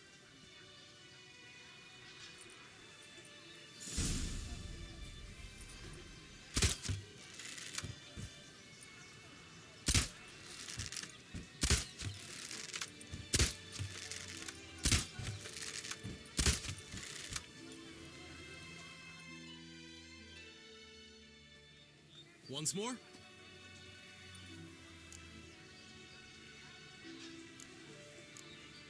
Done enough shooting. Where to now? If you wish to know my thoughts, were I you, I would train on the race course ahead of all else. Let's do some riding. Roach will like that. Excellent idea. Come with me. The tourney's race differs from others you might have taken part in. You shall not ride against any opponent.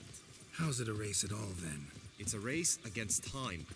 The true track begins in the arena, runs round the tourney grounds, then finishes again in the arena. The training track, however, lies beyond the arena. We shall go there now. Look! Greetings, Geralt.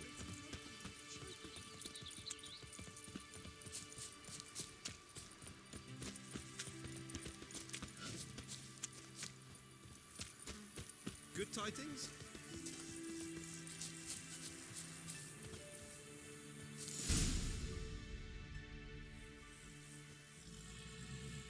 All is ready. Now listen, for it can be quite a challenge. Along your route stand dummies and targets. The dummies you may cut with your blade. The targets you must hit from your crossbow. The time you have to complete the course shall increase each time you land a strike, be it with blade or bolt. It may sound simple enough, yet I've seen many a knight fail this contest and hang his head in shame.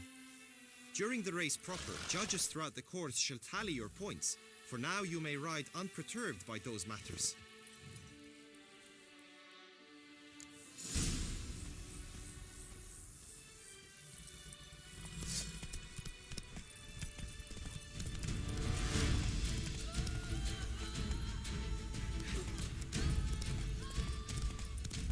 No. Come on. I turned on the GOG Galaxy overlay.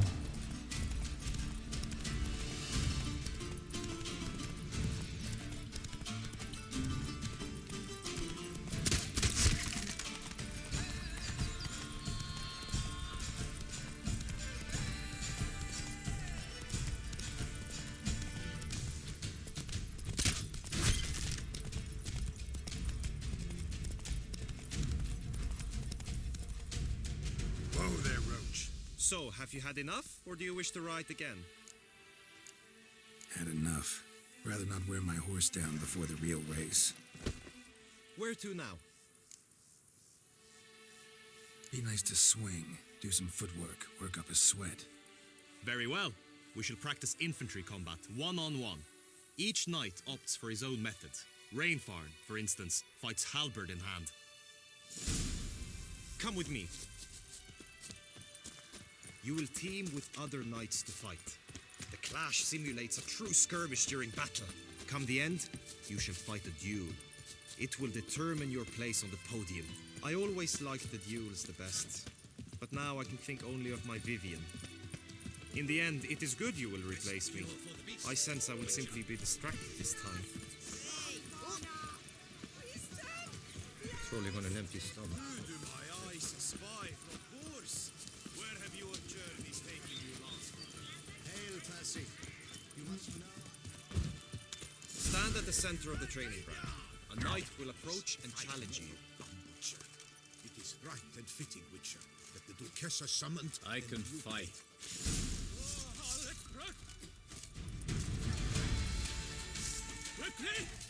the right! Now!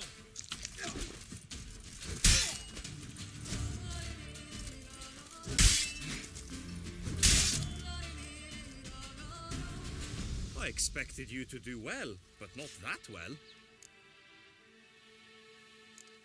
Think I've seen enough. Sorry to be blunt, but the simplest Witcher contract demands more skill than this kind of combat. Now you must go to the inscription tent. Honor and glory are all true and good, but your scrolls must be in order.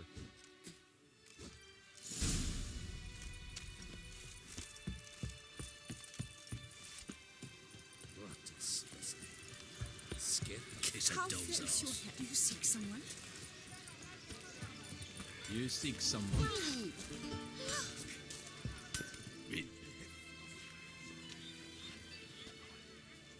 Ah, a professional. I like to trade with your kind. You actually appreciate quality workmanship. What have you got there?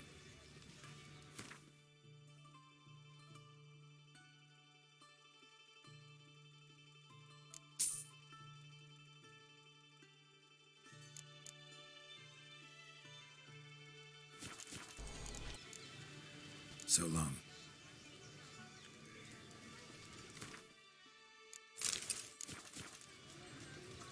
What a specimen. Scared to fight.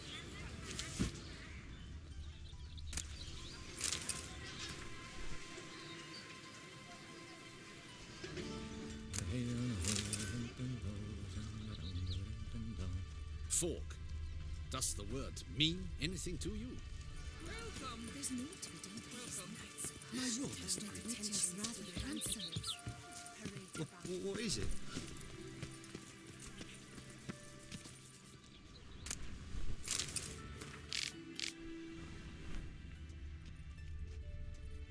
Greetings. Want to join the lists? Naturally, we must first see to formalities, however. At Guillaume's request, I have looked into your personal history in its heraldic aspects. Really? What did you come up with? My findings show you may take part as Geralt of Rivia, What a surprise. or as the Honorable Ravix of Forhorn. It's not every year we have a combatant who can boast of two crests. Which do you prefer?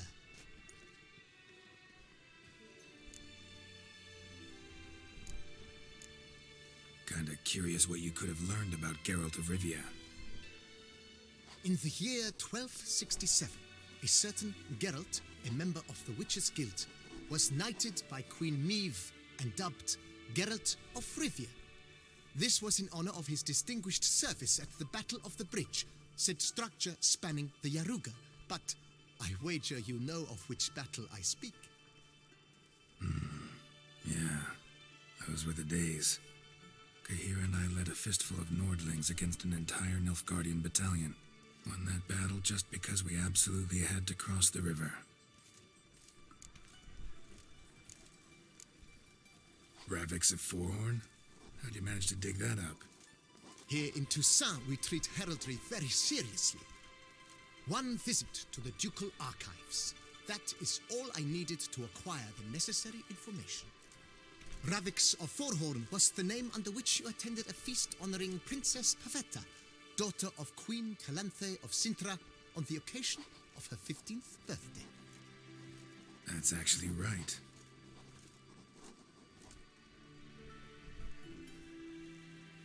I think I would choose just the Geralt of Rivia. It was like, you know, going to the rescue of Ciri, like, rescue.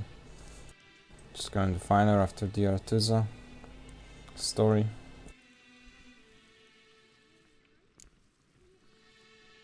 I'm Geralt, not about to fight under a false name. You may now take the shield bearing your crest. I'm a Witcher. Shields aren't something Witchers ever use in combat. Who mentioned using it in combat? Not I. The shield commemorates your participation in the tourney. You may take it as a souvenir. In that case, thanks. Have you been instructed as to the tourney's challenges, prizes, and vows? If not, I do hope you will allow me to tell you about them. Guillaume told me a bit about the contests. Rather make sure I'm clear on them, though. An admirable thirst for knowledge. There are contests 3. A shooting range, where you will compete side by side with an opponent. A horse race, during which you will seek to complete the course within a specified time. Any targets hit with bolts or dummies felt with blade will increase the time you have. Finally, the group melee in the arena, crowned with a duel against last year's champion. As each contest ends, its results will be posted on the board outside my tent. This way all will be apprised of who leads at any given moment. Convenient.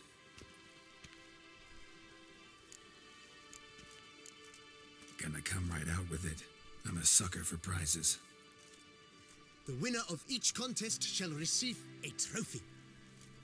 Whoever has the best result once all contests have played out shall face last year's champion in a final duel for glory and the title. Should you defeat the reigning champion, the grand prize will be yours. This year, a sword forged especially for this occasion by the one and only Cornelius of Asengard, a famed master weaponsmith. Her illustrious highness had it brought all the way from Nazaire. You say something about vows? As is our custom, knights make vows to which they hold for the duration of the tourney. Each swears on something which to him represents his most cherished virtue. Feels like I know everything I'd ever want to know about chivalric tourneys. Splendid. In that case, you must make your vow. Upon what would you like to swear it?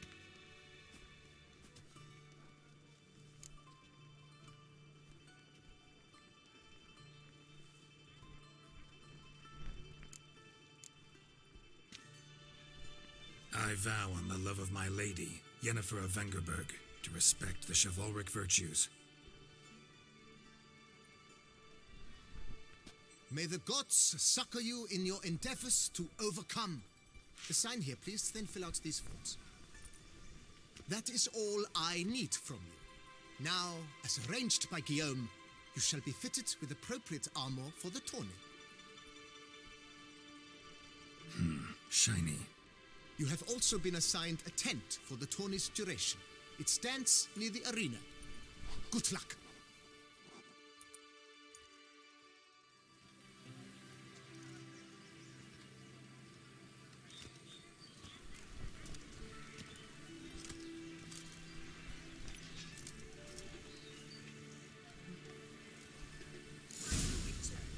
It's a good thing you've come. Ow! Actually, yeah, I cannot wear that, but I think I will go to Corvo Bianco now. Yeah, just to change my swords. I mean, I love Iris, but I just prefer to have like same swords, like, you know, Viper. Maybe I will change actually. Let's see that. To some kind of like, I don't know, more medieval, like, you know, for knight. I'll check that because I have like dozens of swords.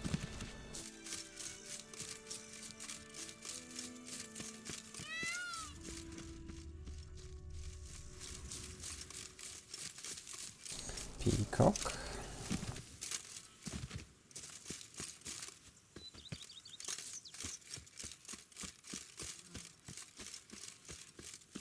Good day, good day. Greetings. Welcome home, sir. I am Barnabas Basil Faulty. By order of the Duchess, I shall serve you as Major Domo of Corvo Bianco. I previously served with distinction at the Nibli family manor and in Nazaire with Admiral Rompali, who, as you are certain to know, is an extraordinary demanding gentleman. Whoa, Barnabas Basil. One thing you ought to know. I'm not your typical landed gentleman. Truth be told, this is the first real property I've ever owned. Oh, in that case, you must leave it all to me. I shall organize, see to everything, and whip the house into order. I dare say this place will soon be the most prosperous vineyard around. Great. Can already see I'm in good hands. Vineyard comes across as a place with a rich history. Know who owned it before me? Baron Rossel, who went bankrupt, forcing him to sell the estate to the Duchess. The Baron, in turn, had purchased it from Monsieur Bolius of the Headsman, a truly colorful man of Ketweni origin. He was actually a headsman? No, not him, but his great-great-great-great-grandfather. Indeed. Apparently, he was a common cut-purse who somehow secured for himself the post of ducal headsman in Beauclair. Went about his work with an exceptional penchant. They say he chopped off more heads than there are grapevines in the ducal vineyards. He never hesitated, not once. Never sliced unevenly, never botched a job. For his exemplary service, the Duke granted him a title and this estate. Monsieur Bolius, on the other hand, was an engineer in his younger years. Once retired, he settled here and took to producing wine. Sadly, misfortune struck and he lost his sense first of smell, then of taste. Additionally, he could not drink alcohol. His medic forbade it. Shame that. He gave up making wine? Not at all. He made even more of it. Began throwing wild balls to which he'd invite friends from far and wide in order to treat them to his wine and delight in the fact that at least someone could enjoy it. It's the sort of man he was, Monsieur Bolius. Mind giving me a little tour de Corvo Bianco? Not in the least. Follow me, please. I think it would be practical to begin on the hill.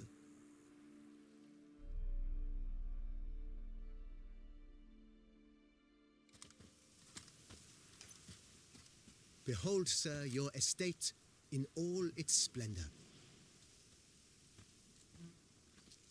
Pretty vast. Indeed. And now, sir, allow me to show you a handful of interesting details. Follow me, please. Been a major domo all your life? Yes, I come from a long line of major domos.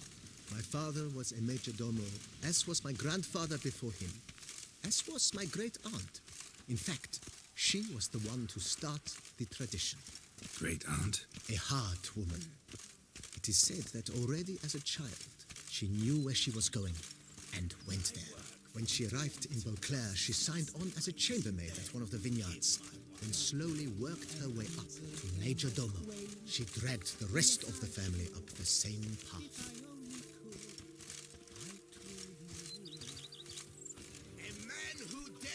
The servants' quarters. I occupy the green home. With the Duchess's permission, I have hired a full staff.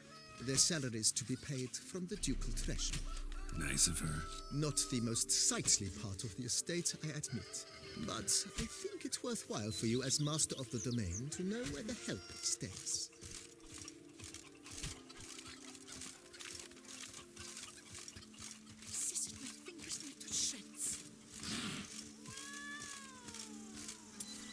Baron Rossel, vines in this part of the estate uprooted and olive groves planted in their place. They look beautiful, especially come spring. Don't look at all bad now, either. If my lips don't stink of wine, my wife won't know they're mine. Cheap shenanigans.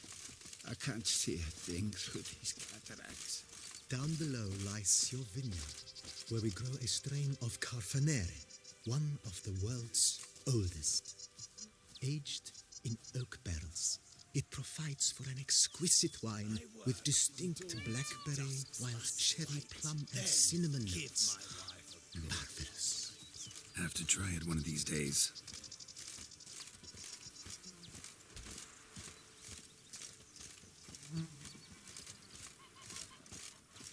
Nice well. Picturesque. Yes, though it ran dry long ago.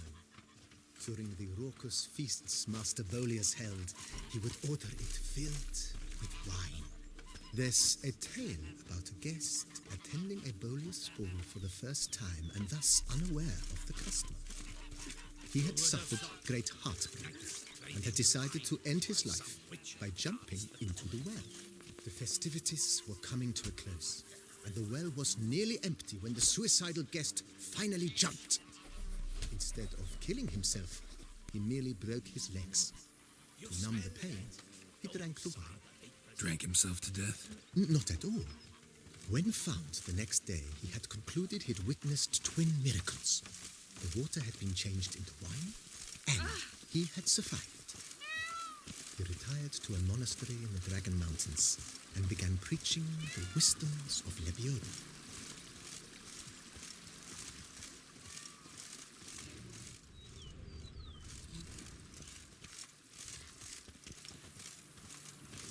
Monsieur Bolius, his wife Nina, kept a garden here. A supremely lovely place it was.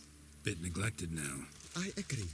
Yet nothing stands in the way of restoring it to its former glory, and once again planting it with herbs and other vegetation.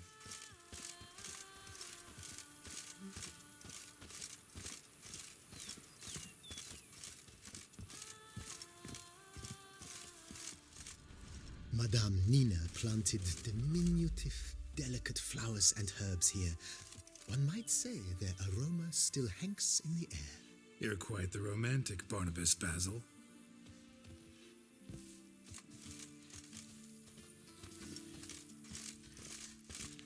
The days pass. The pile of work remains the same.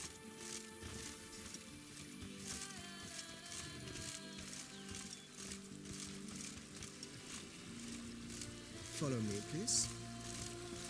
Bread at the spring to your step. Wine adorns your head. I liked you from the start. Every Witcher I've known has been a swell lad. This served as an additional wine cellar in years of plentiful harvests. Bit of work and it'll make a fine stable for Roach.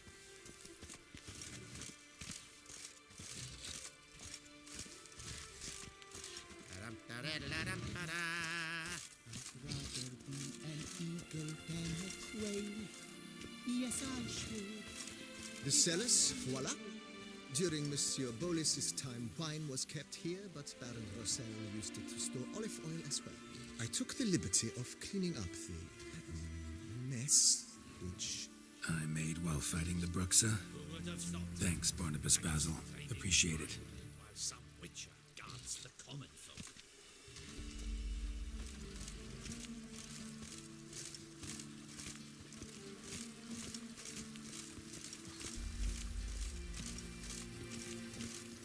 As you can see, the facade is slightly stained, but one cannot deny it. A certain subtle southern charm. True, though it could use a bit of subtle paint.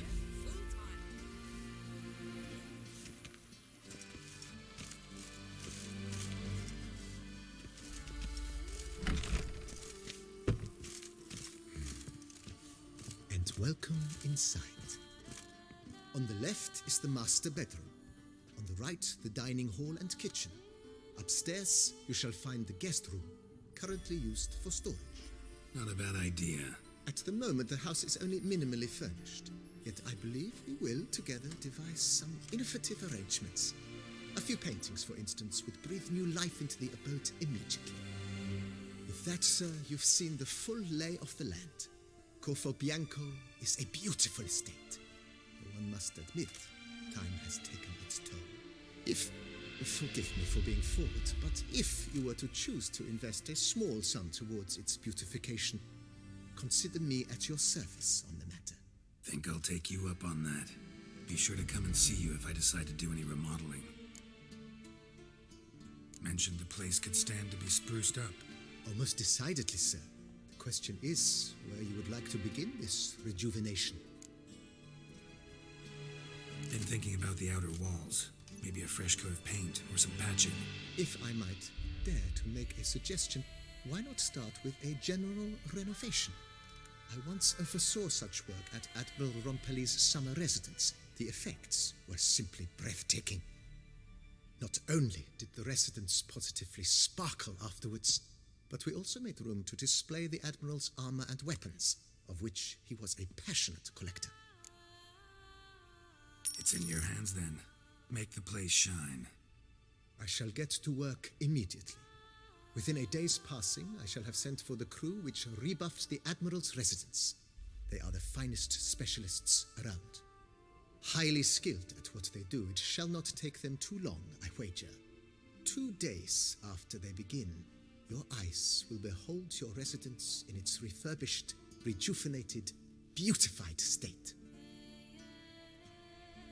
Is there anything else you require, sir? Got these spacious grounds. But maybe it's time to make them more useful. Oh, yes, we certainly should. The way I see things, given your trade, sir, you would be wise to put in a grindstone and an armorer's table. A good way to start things off, don't you think? My armor needs work from time to time. You know, oil this, reinforce that. Could use a decent work table where I could do all that.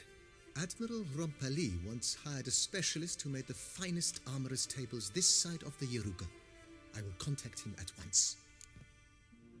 Good. Order me up a table like that. Immediately, sir. I expect it will take at most 1 day to arrive. Will you be needing anything else, sir? In my trade, my blades get dull pretty quick. Could use a grindstone, professional grade. Of course. No one would consider that an unnecessary extravagance, I would wager. Then send out for one, please. A high-quality stone to be set up in the yard. Of course. I shall send a runner to town at once. I believe you shall be grinding to your heart's content by tomorrow. Will you be needing anything else, sir?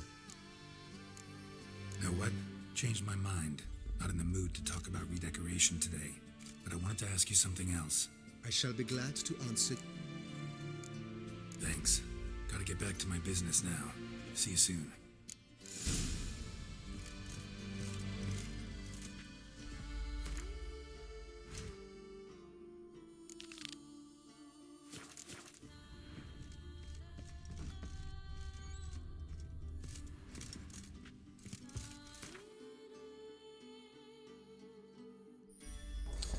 Here we go. Okay, I was using a feline, I guess.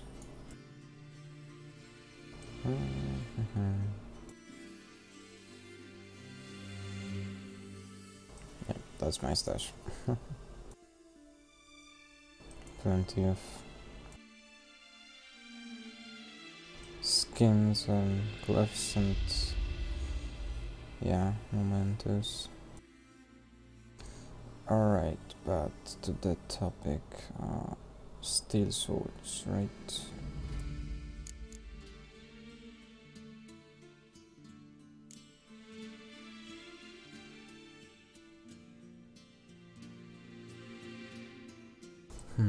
Actually, because I have to watch a level, because like it's 71 and yeah, like minus 400, I don't want to have that.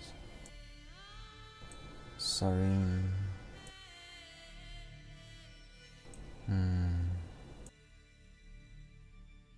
Silver swords.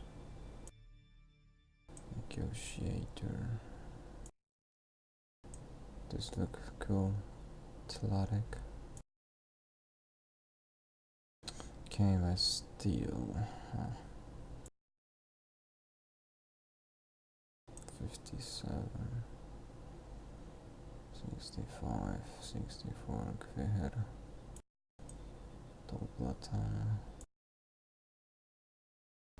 Order of things also. Huh. I will see how kveher looks. Then I will actually see, because I'm curious about this sword. And I will see how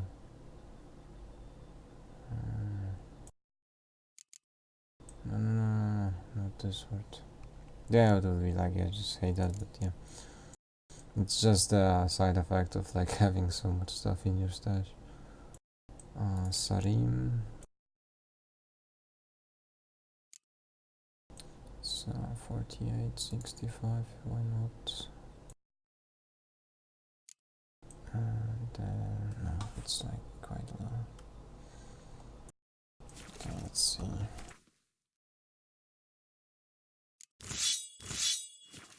This combination. A witcher. We could use one around here, full time. This how it works.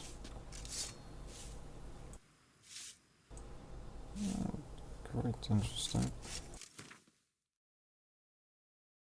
And Sarim. Looks okay.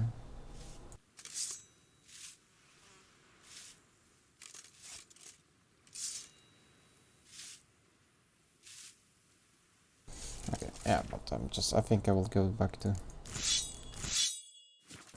Vipermans, yeah.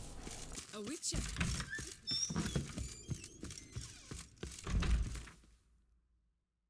And I actually will take the what is it called?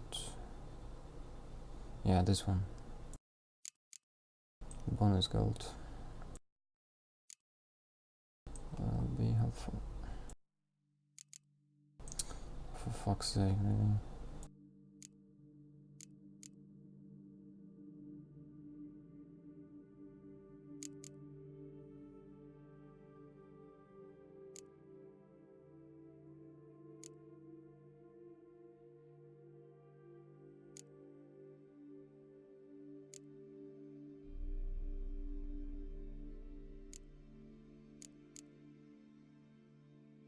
Kale, Hank, Iris, just on the rack.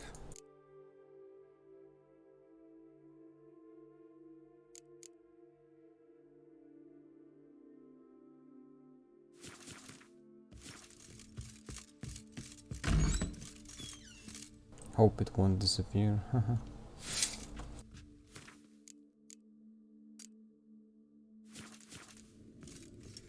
Okay, let's go. Bushel of creeps is more a burden than that steel. Good day. You smell that? Those are the vapors of Tucson.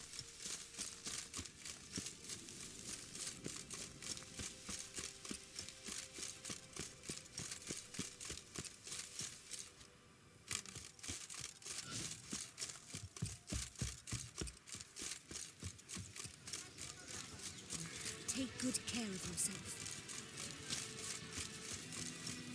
Yes, sir.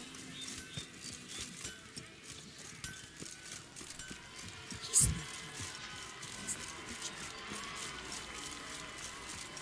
The archer. That's what I know. Maybe this is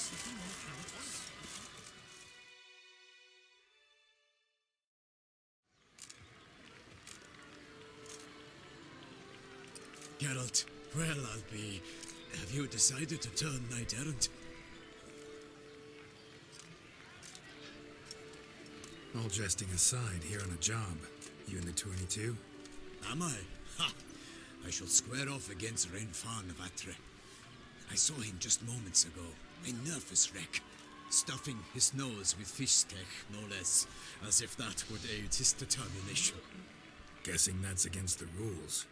But who's to tell the Nilfgaardian what to do? Listen, Geralt, I've a tip for you. The timing of your marksmanship duel is such that you shall have the sun in your eyes. Makes no difference to me either way. Nor will it give you any pleasure. Since, as it is, we must both wait, play me in a round of Gwent. Should you win, I shall swap with you. To me, a southerner, the sun is no hindrance. Never turned down a round of Gwent.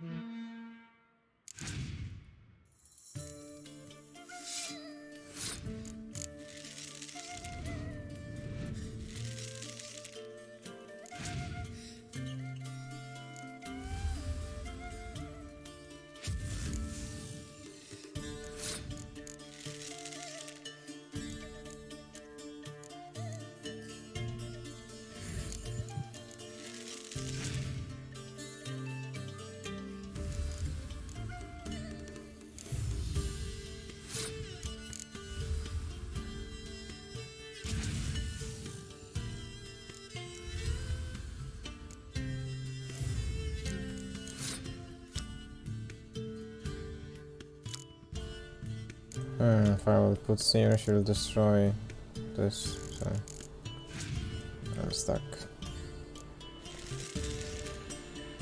And I've won. Okay, no. Ah, victory, okay.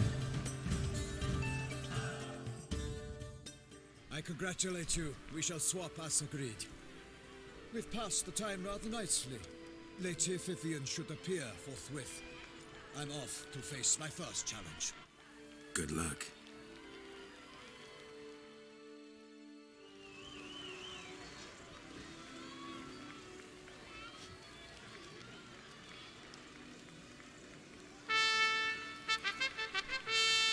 Fair knights, I salute you.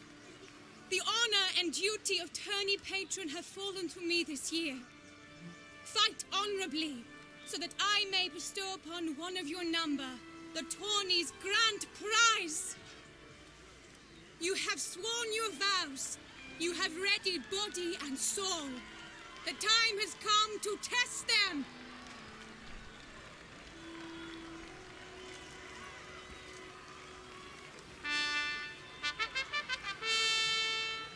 Behold Horm Akispark of the Mechtian royal line. His name's quite the mouthful, a true challenge to rhyme. His targets to be hit centrally and true are the ones in blue. Against him, new blood, a knight unknown till now. Sir Geralt of Rivia, give us a bow. The targets he must with his quarrels thread are red. May the better man win.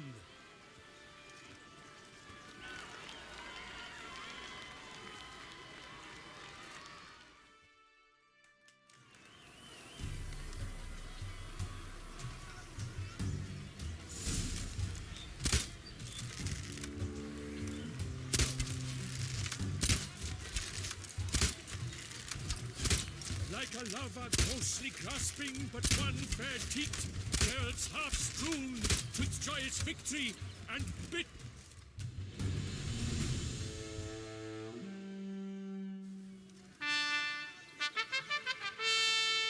Sir Geralt of Rivia has trounced his foe, pounded him soundly, immersed him in woe.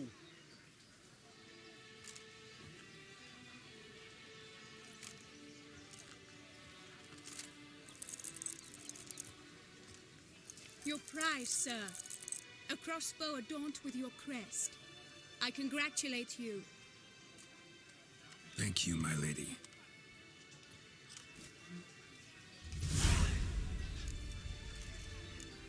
Would you tell me about the other prizes? Alas, I cannot devote more time to you than to the other combatants. I have duties to attend to. Forgive me. My medallion's vibrating strongly. Can only mean one thing. Magic. The explanation is disappointing, I'm afraid. The fragrance I use, it's mixed by a sorceress. To lose to an opponent such as you is a victory of its own. Accept my congratulations as well. Thanks.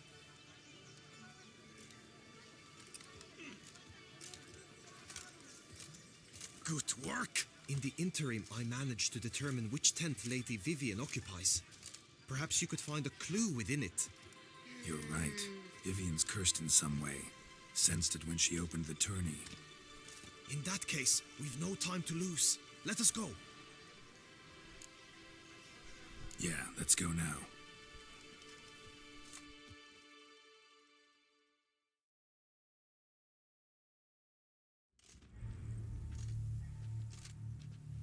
This is her tent.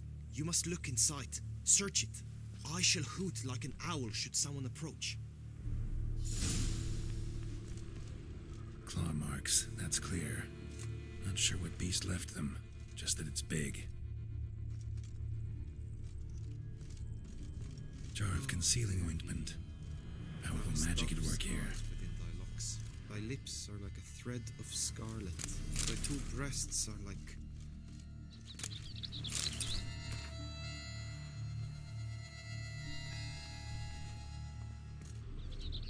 feather. Vivian keep a bird as a pet? No sign of it here, if so. Bruxay tend to be fond of birds. Hairs and salts. Used to make compresses. Someone approaches. Quickly! You were supposed to hoot. We shall speak later. We must return to the tourney now. It's time for the second contest. Sirs, what seek you in my latest tent? Inspiration? Be gone from here.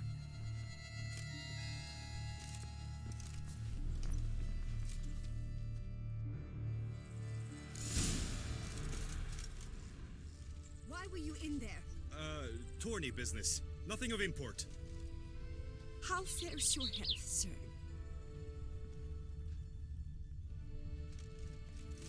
Greetings, Geralt.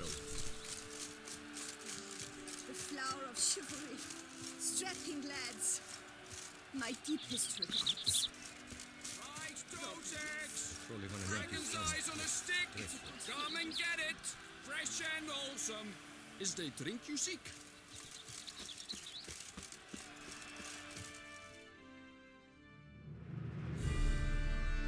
Behold, gallant knights and ladies decorous! Gaze at the host assembled before us! Look upon chivalry's best and most storied! Come from far lands, here to seek glory! Hear now their names as I shout them aloud! Savor their titles, of their presence be proud! Halmarin, the Baron of Lonthal! Linus of Metina!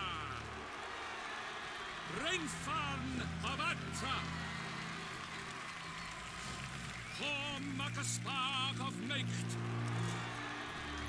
Donimir of Troy! Guy de Boisfren, in service to the Duchess! Delwyn of Craigiau! Count Tai of Dondal! Ansay of Lyria and Rivia a prince! Geralt of Rivia! For Gregoire of Montgorgon, let out a roaring cheer! The faint fire of silence, tourney champion from last year! Today's winner of contests, his victory to secure, shall face Sir Gregoire in a challenge severe! Does ignorance demand a bard intercede? Does someone need telling how tourneys proceed?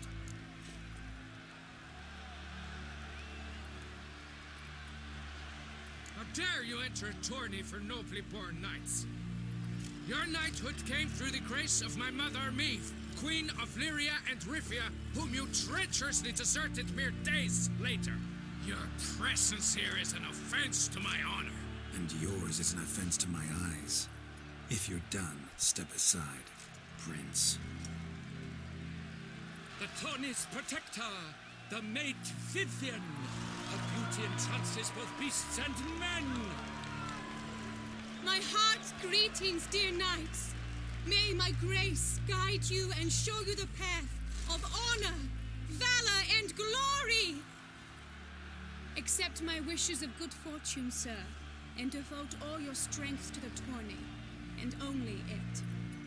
The time has come for you, Sir Knight. Mount your steed.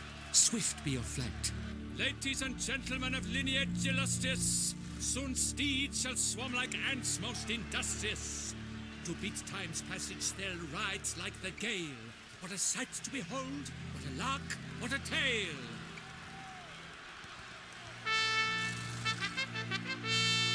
Before us Geralt from Rithia come, fast as the wind, bright as the sun.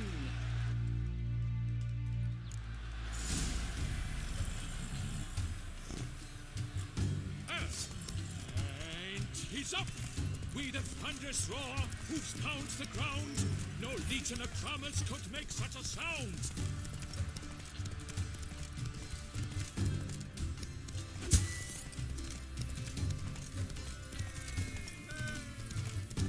Ah, for fuck's sake, stupid.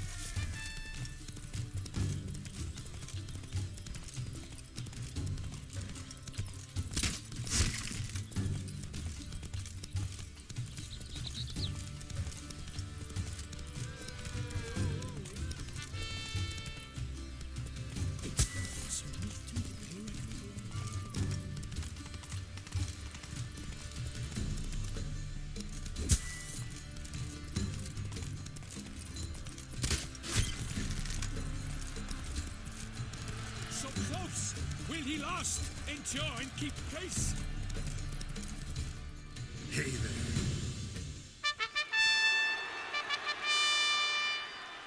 A race of such style, such grace, such speed. To watch was a pleasure, a treat indeed. To honor our entrance, praise each fair knight, we shall feast from eve till dawn's first light. The finest of wine and food shall be served. If you've blood in your veins, come collect what's deserved. I congratulate you. Here, your prize. A saddle adorned with your crest. Many thanks. By the way, my maid saw a man with white hair sneak out of my tent. Would you know who it might have been? No idea. How juvenile.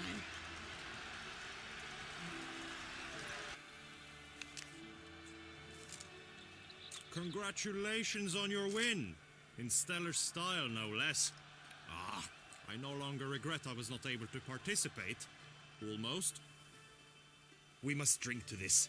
Come with me to the feast. We shall await Vivian together. Lead the way.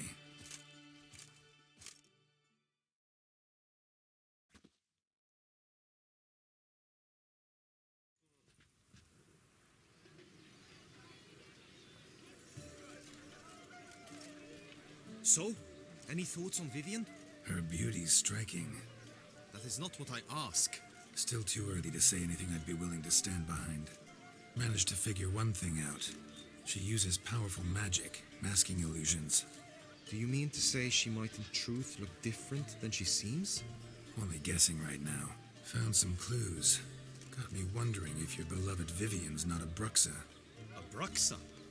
You mean a vampiress? Not sure yet. We've still some time before Vivian arrives. Let us drink.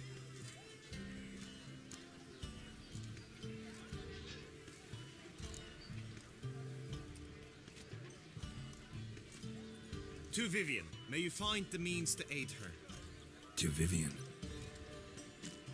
Ah, when I first laid eyes on her, I finally understood what all those poems and ballads were trying to say. Love's not poetry alone. Sometimes it's prose. Sometimes it's just plain ugly. You say that only because you do not know Vivian as I do. A life with her would be sweetness itself. Actually, you don't know her all that well either.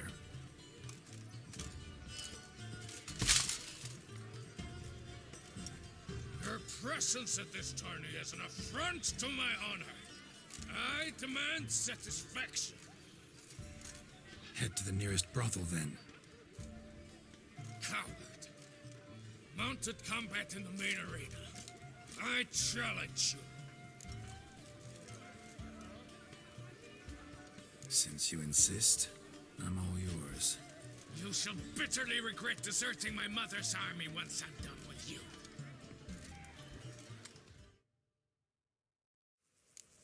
May the blood I will spill wash away the stain of your cowardice. Let's get this over with. Quick. 3, 2, 1.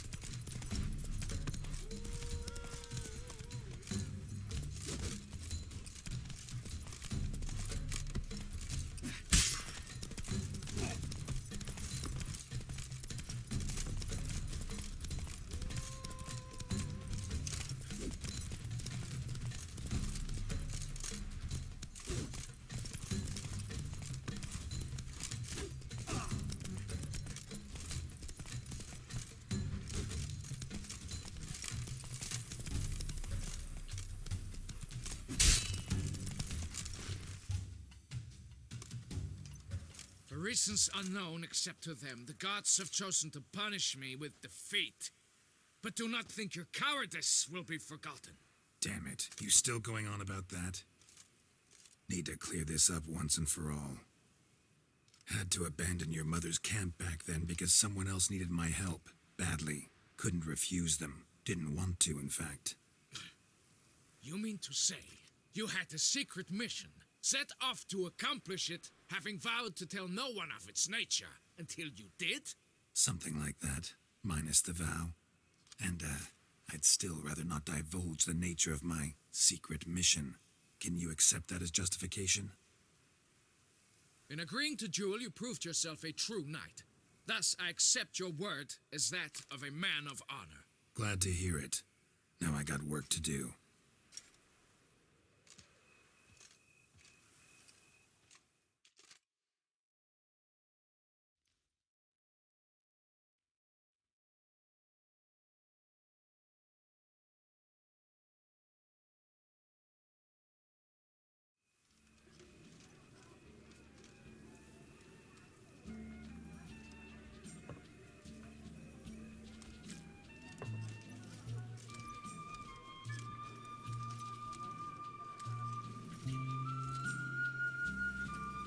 My heart swells to behold this beautiful celebration of valor and honor, and to witness you, who embody the chivalric virtues in your lives, strive for greatness. Yet, after a time of combat must come a time of peace and respite. Thus, I invite all who fought in the tourney to this feast held in your, and none other's, honor. And should any among you crave solitude, private tents await you nearby. The group melee shall take place on the morrow. Glory shall be within grasp for each and every one of you. The best among you shall have the honor to face our reigning champion, the famed Gregoire de Gourgon, victor of last year's tourney. Celebrate, make merry, revel as you will, yet be mindful of the trial that awaits you tomorrow.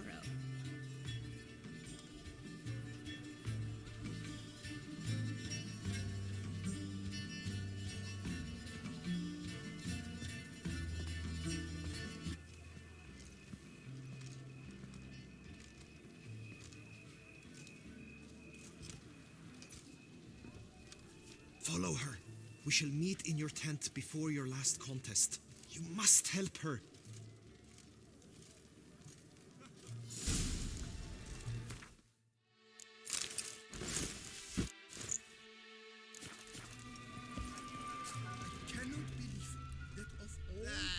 Grey-domed scoundrel, ever seeking Lady Vivienne, some kind of maniac.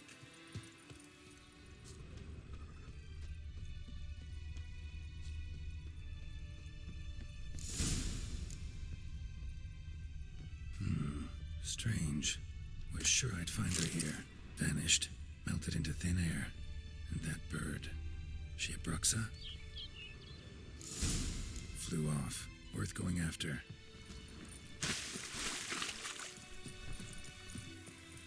Looks like the bird's leading me somewhere.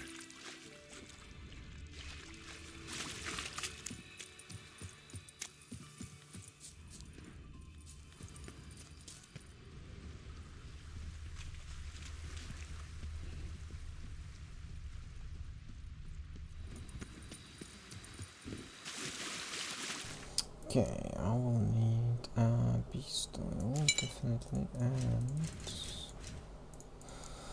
Wait, okay, necrophagy. And taxi, actually.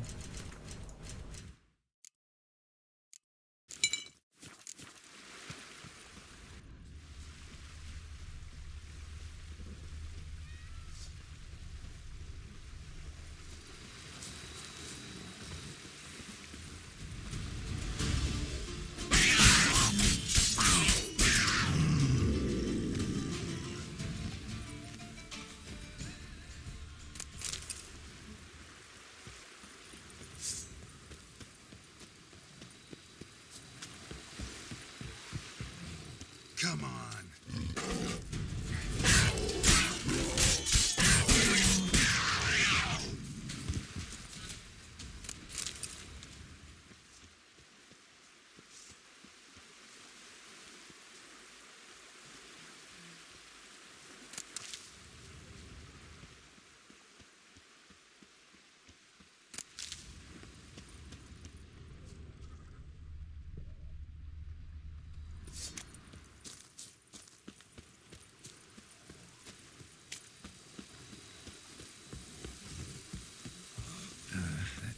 advantage.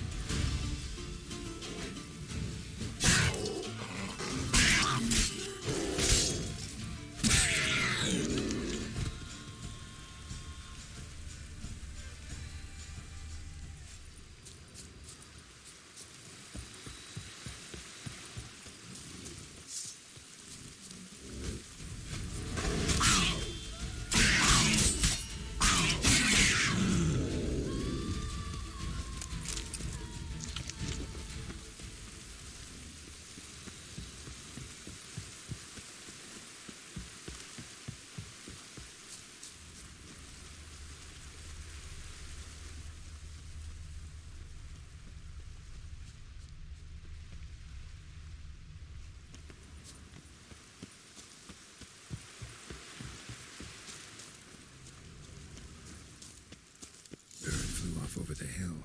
Might be quicker to pass through the cave.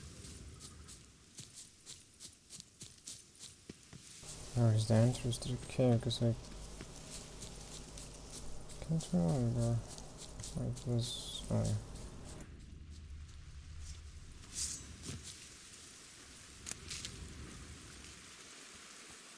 Maybe let's drink that for now. Where is it?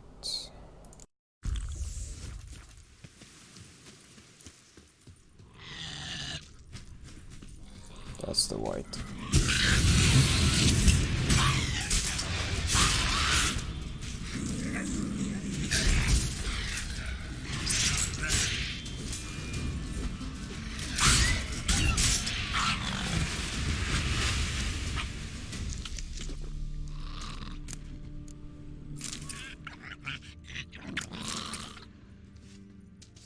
I don't know if this is a bug or a thing, but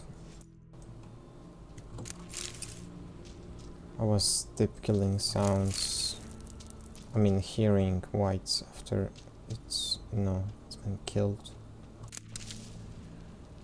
Like, maybe that was a glitch because it stopped now, so whatever.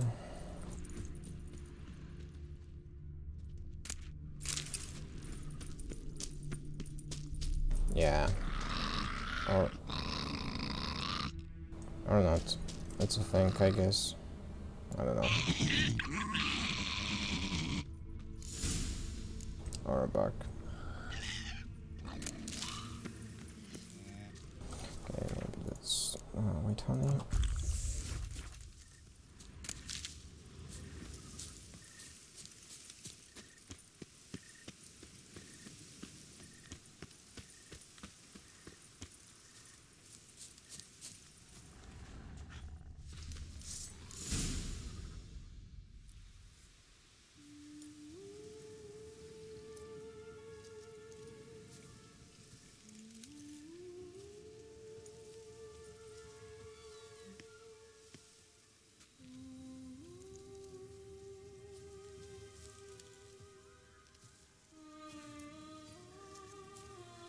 Witcher.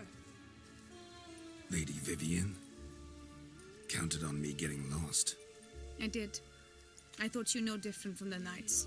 Good at tourneys, hopeless in the face of true danger. I was mistaken. So you're not actually a Bruxa? A what? Suspicion I had, that you might be a vampire. Certain details seemed to confirm it. Then I changed my mind.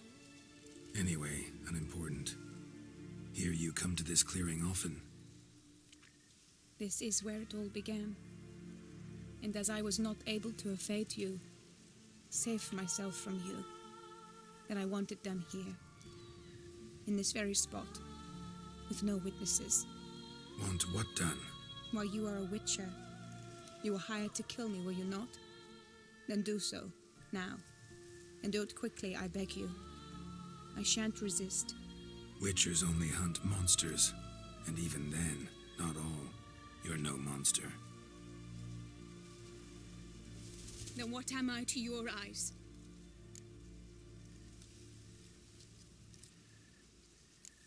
Most likely you've been cursed. Don't know who by or why yet, but hope to find that out soon. If you've no contract on my life, why take an interest at all? Did Guillaume put you up to it? Is that why? He wanted to help you. Asked me to do him a favor.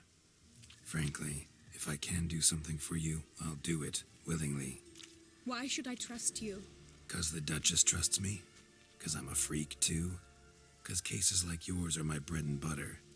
Take your pick. You shall not turn on me. Use what I say against me. You shall not tell anyone.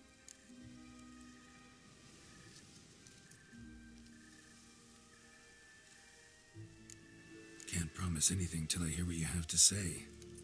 Decisions based on appearances? Not a good idea.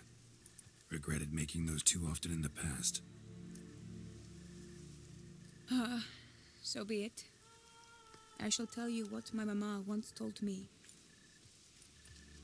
When she was with child, expecting me, she and my father spent much time together near the wood, here in this clearing. Mama loved to listen to the orioles sing.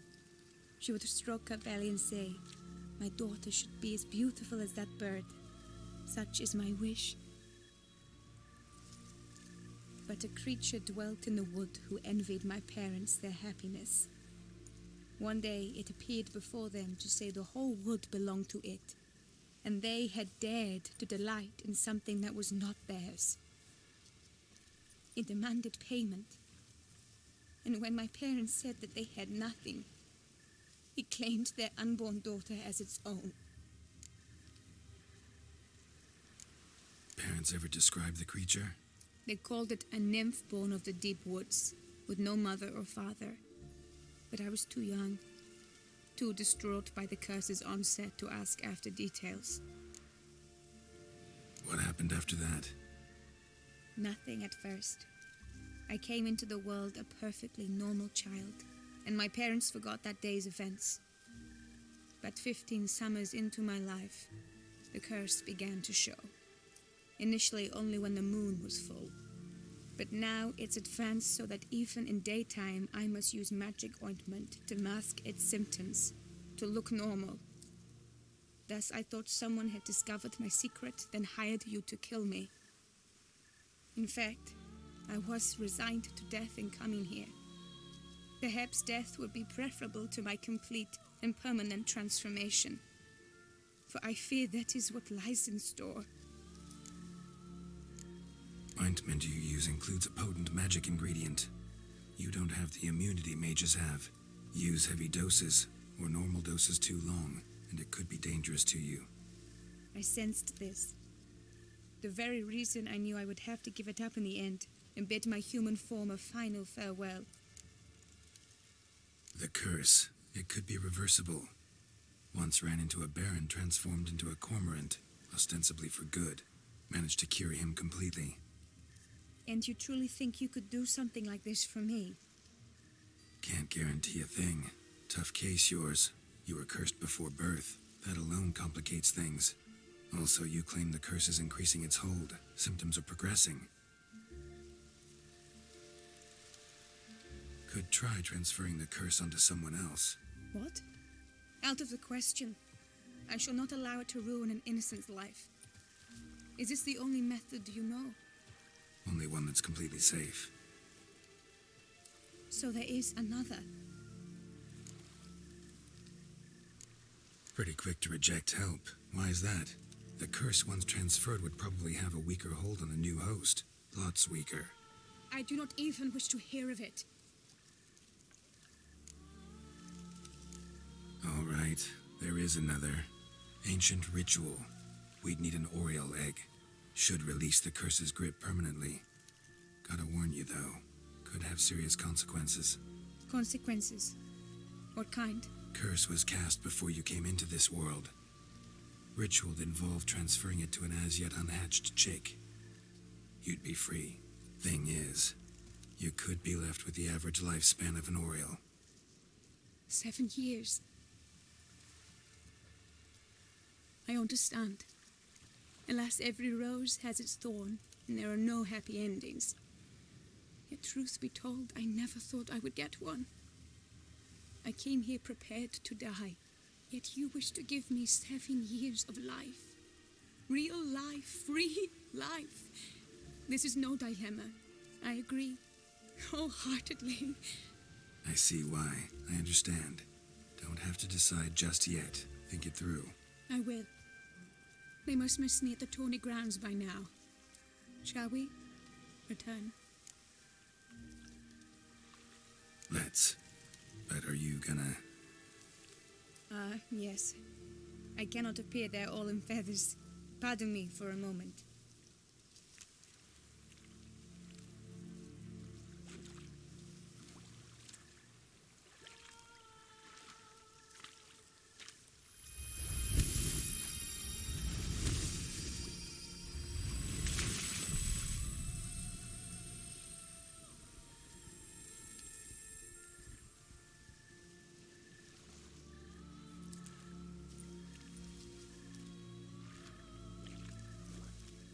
You can change at will? No, but I discovered the water of this pool helps. Its effects are brief, but I can always be sure of them. Interesting.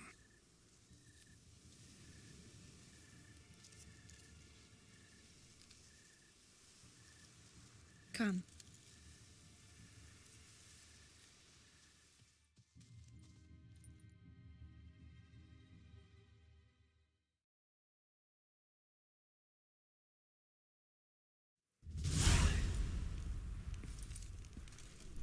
Did you learn anything? Yeah. Then speak, man. Can you not see I'm out of my mind with worry? What ails her? She asked me not to talk about it. But I want only the best for her. Perhaps I shall be able to help, or, I don't know, console her at the least.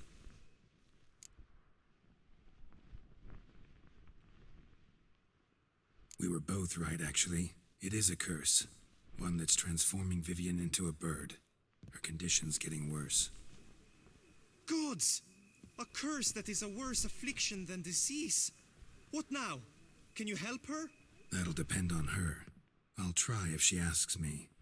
Significant risks involved, though. Shortening her life to about another 7 years included. What? This is not what we agreed.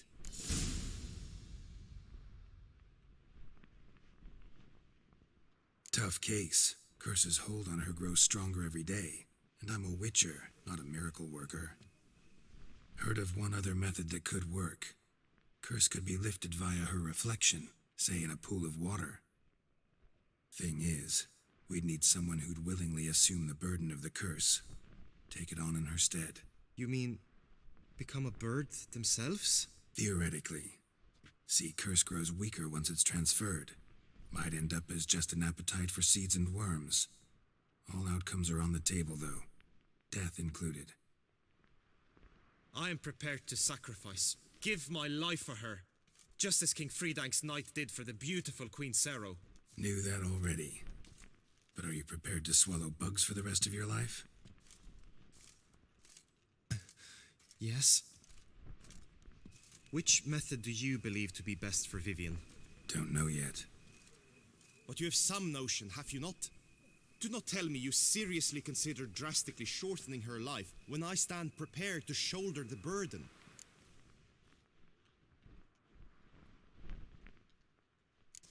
Method using a pool of water's better.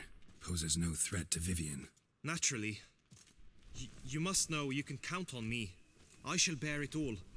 But Vivian, I fear she might be too proud to agree to such a thing. I'll meet her after the last contest. Talk to her. She could agree. I'm counting on you, Witcher, and I'm content we finally know something. What now? We know all, so you need not see the tourney through. You could withdraw.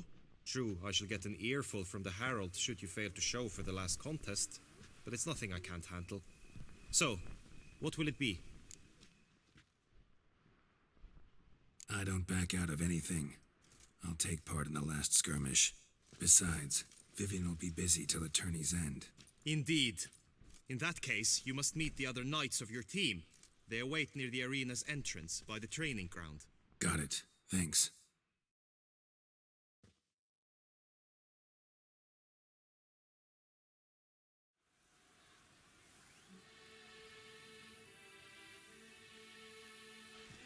I know now the two teams' rosters. I shall be captain of ours.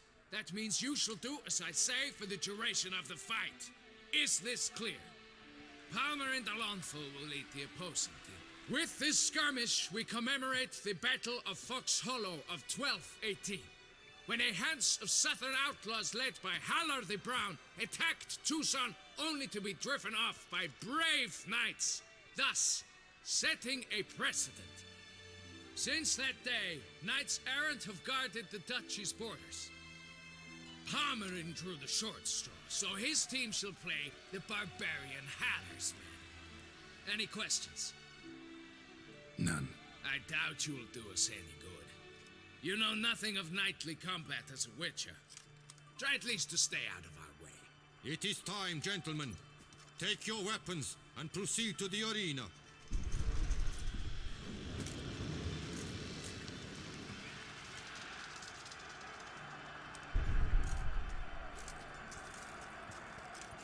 A cheer for the knights, the ladies, the lords. For our next entertainment, the team shall cross swords. 2 rifle crews, 2 coteries shall fight full tilt till one's dropped to its knees. Who virtue ignores or lance blows unclean shall forever be branded as shameful, obscene. While the knights prepare, let me say I'm elated to behold such a crowd on edge, breath-baited. Whoever here wins the past champion shall face. All others must leave, heads bowed in disgrace.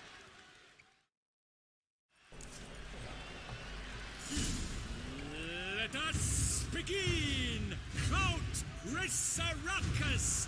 Blood, sweat, and tears shall soon follow in buckets.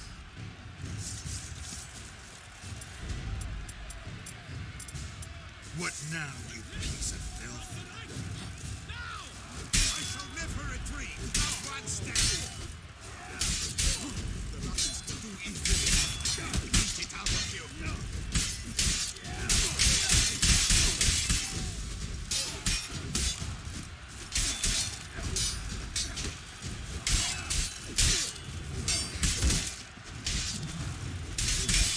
You shall perish, evildoer!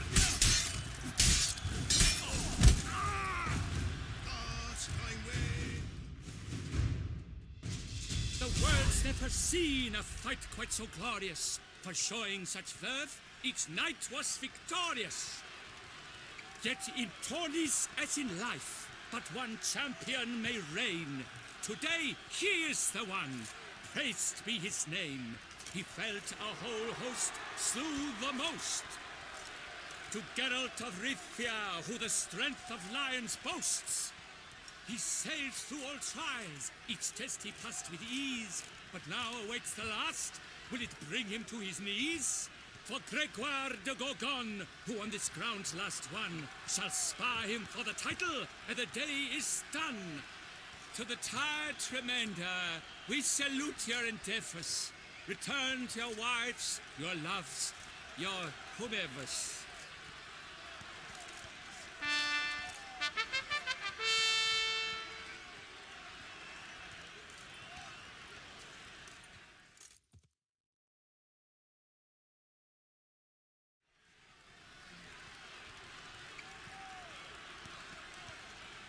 It is time. Step into the arena.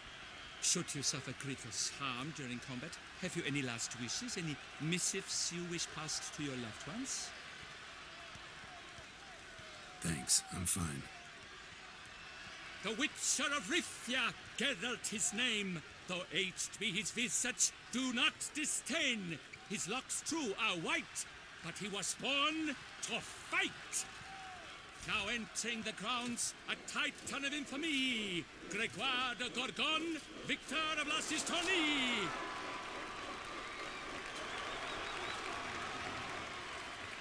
I wish both combatants good fortune and fame.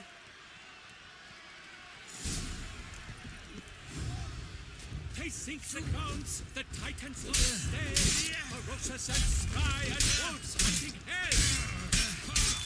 Mesdames et messieurs, our victor, our champion, the unequaled and Gregoire de Gorgon! Hip, hip, hooray!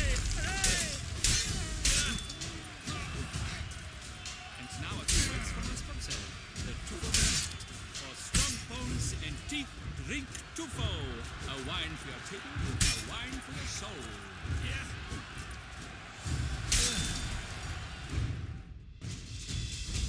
Geralt of Rivia! This year's champion! A sight to behold! He defeated Gregoire de Gorgon!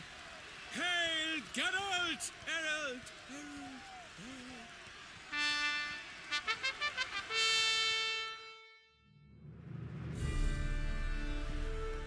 As patron of this grand tourney, I've the honor to decorate our grand champion. His vow he made upon his love for his heart's captor, and it was doubtless this vow that carried him to this splendid victory. He showed great courage, great strength, great composure. He fought nobly with honor, and thus rightfully deserves the title of this year's Champion of the Arena. I need to talk to you. Not now. We shall meet later in my tent. I've duties to attend to, as do you. Folk will guard you. The least you should do is wave.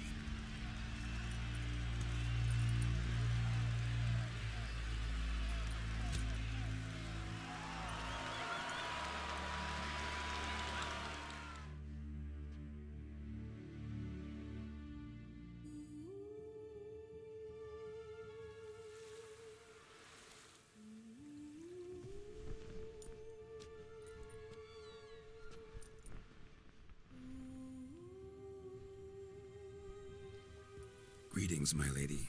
Have you decided? I have. I stand by all I have said. I wish to endanger no one and thus choose the method involving an egg. If it's to be the egg of an oriole, I know where to find one. There is a nest in my clearing.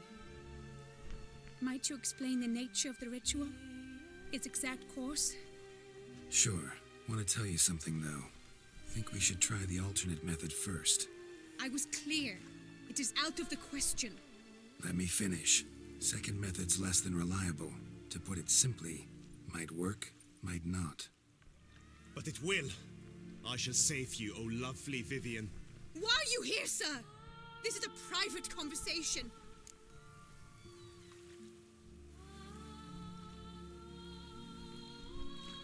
He's not your foe. Got good intentions.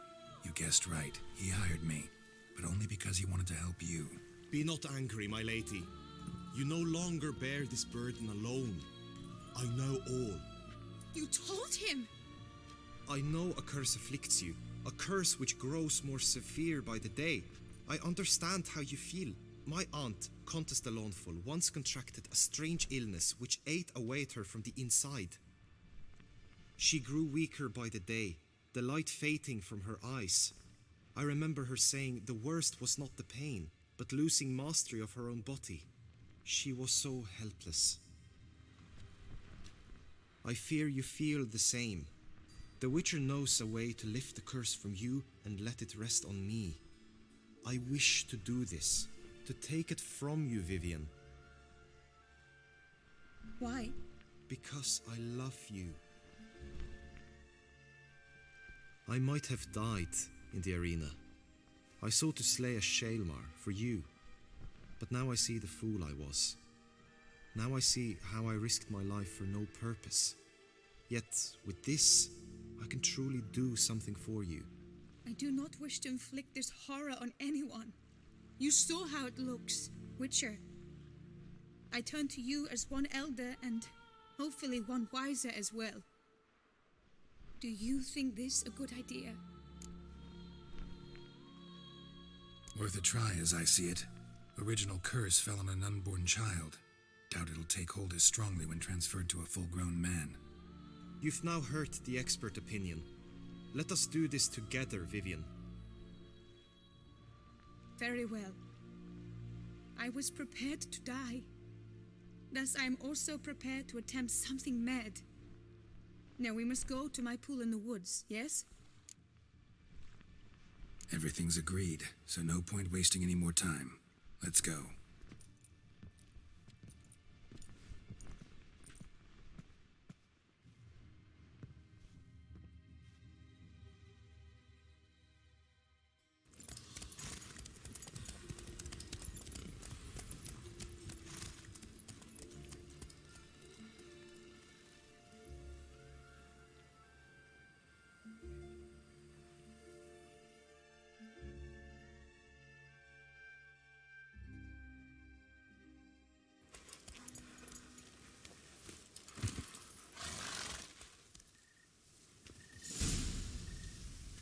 the aunt you mentioned.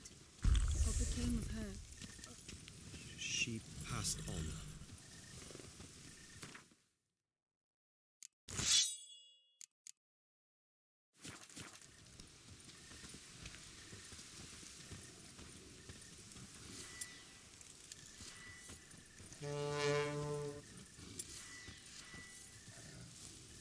Die, beast!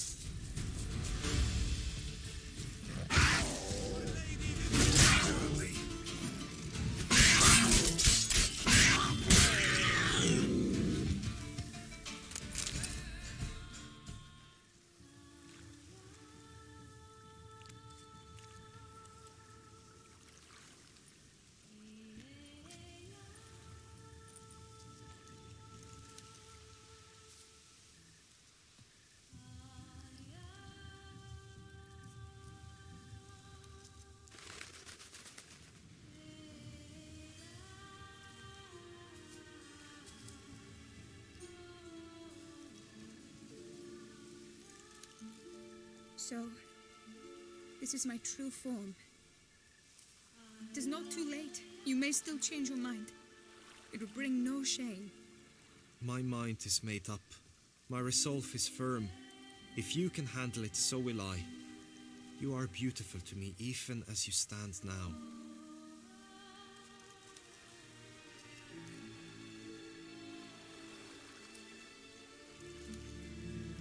Oh, that's clearly rubbish.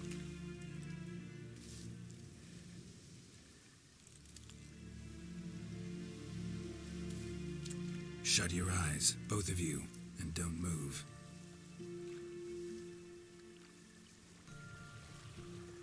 Guillaume, Yes, my love? if you become as I am now, I wish you to know I shall not leave you.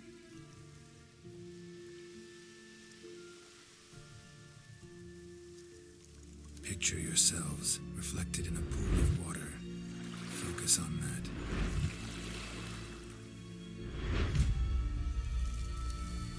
Now, open your eyes.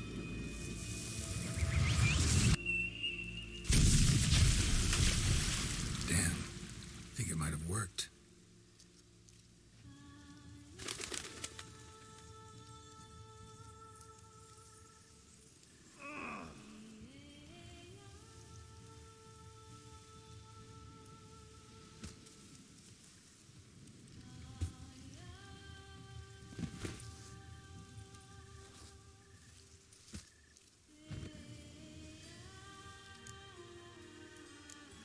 Honestly, didn't think this'd work.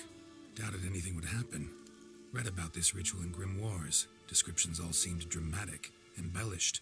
All stipulated a condition that seemed improbable. What condition was this? A real bond between those involved. True love. How do you feel? In general, you feel it change, Guillaume? I was struck hard, as if by a battering ram, but now I feel not at all different. Apart from a slight itch on my skin. Are you certain it worked? Yes, something happened, definitely. Must be an intersection beneath this pond. Powerful magic at work here. Look at Vivian.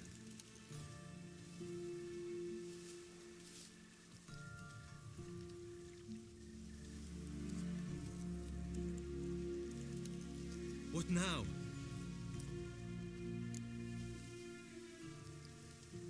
Now? Now you get to live together, happily ever after. Still, watch yourselves carefully. Notice any troubling symptoms, find me. Naturally. I thank you, Garrett. Oh, and your payment. At last! I've so much to make up for.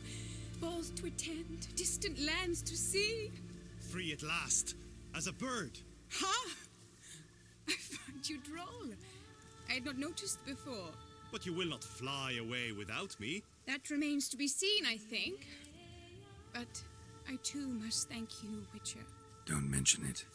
You take care, both.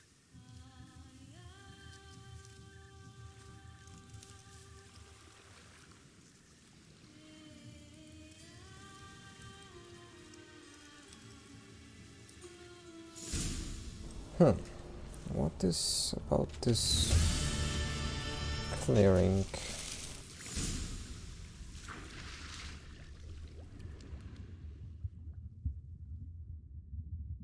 I want to become a bird. Poof.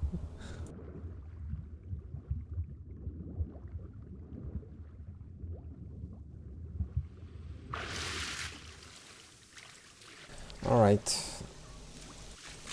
That stream is long enough. Oh, actually they are talking. Greetings, Geralt. Greetings, Witcher. Yeah. That's a happy ending. Okay. So, thank you for watching and see you next time. Bye bye.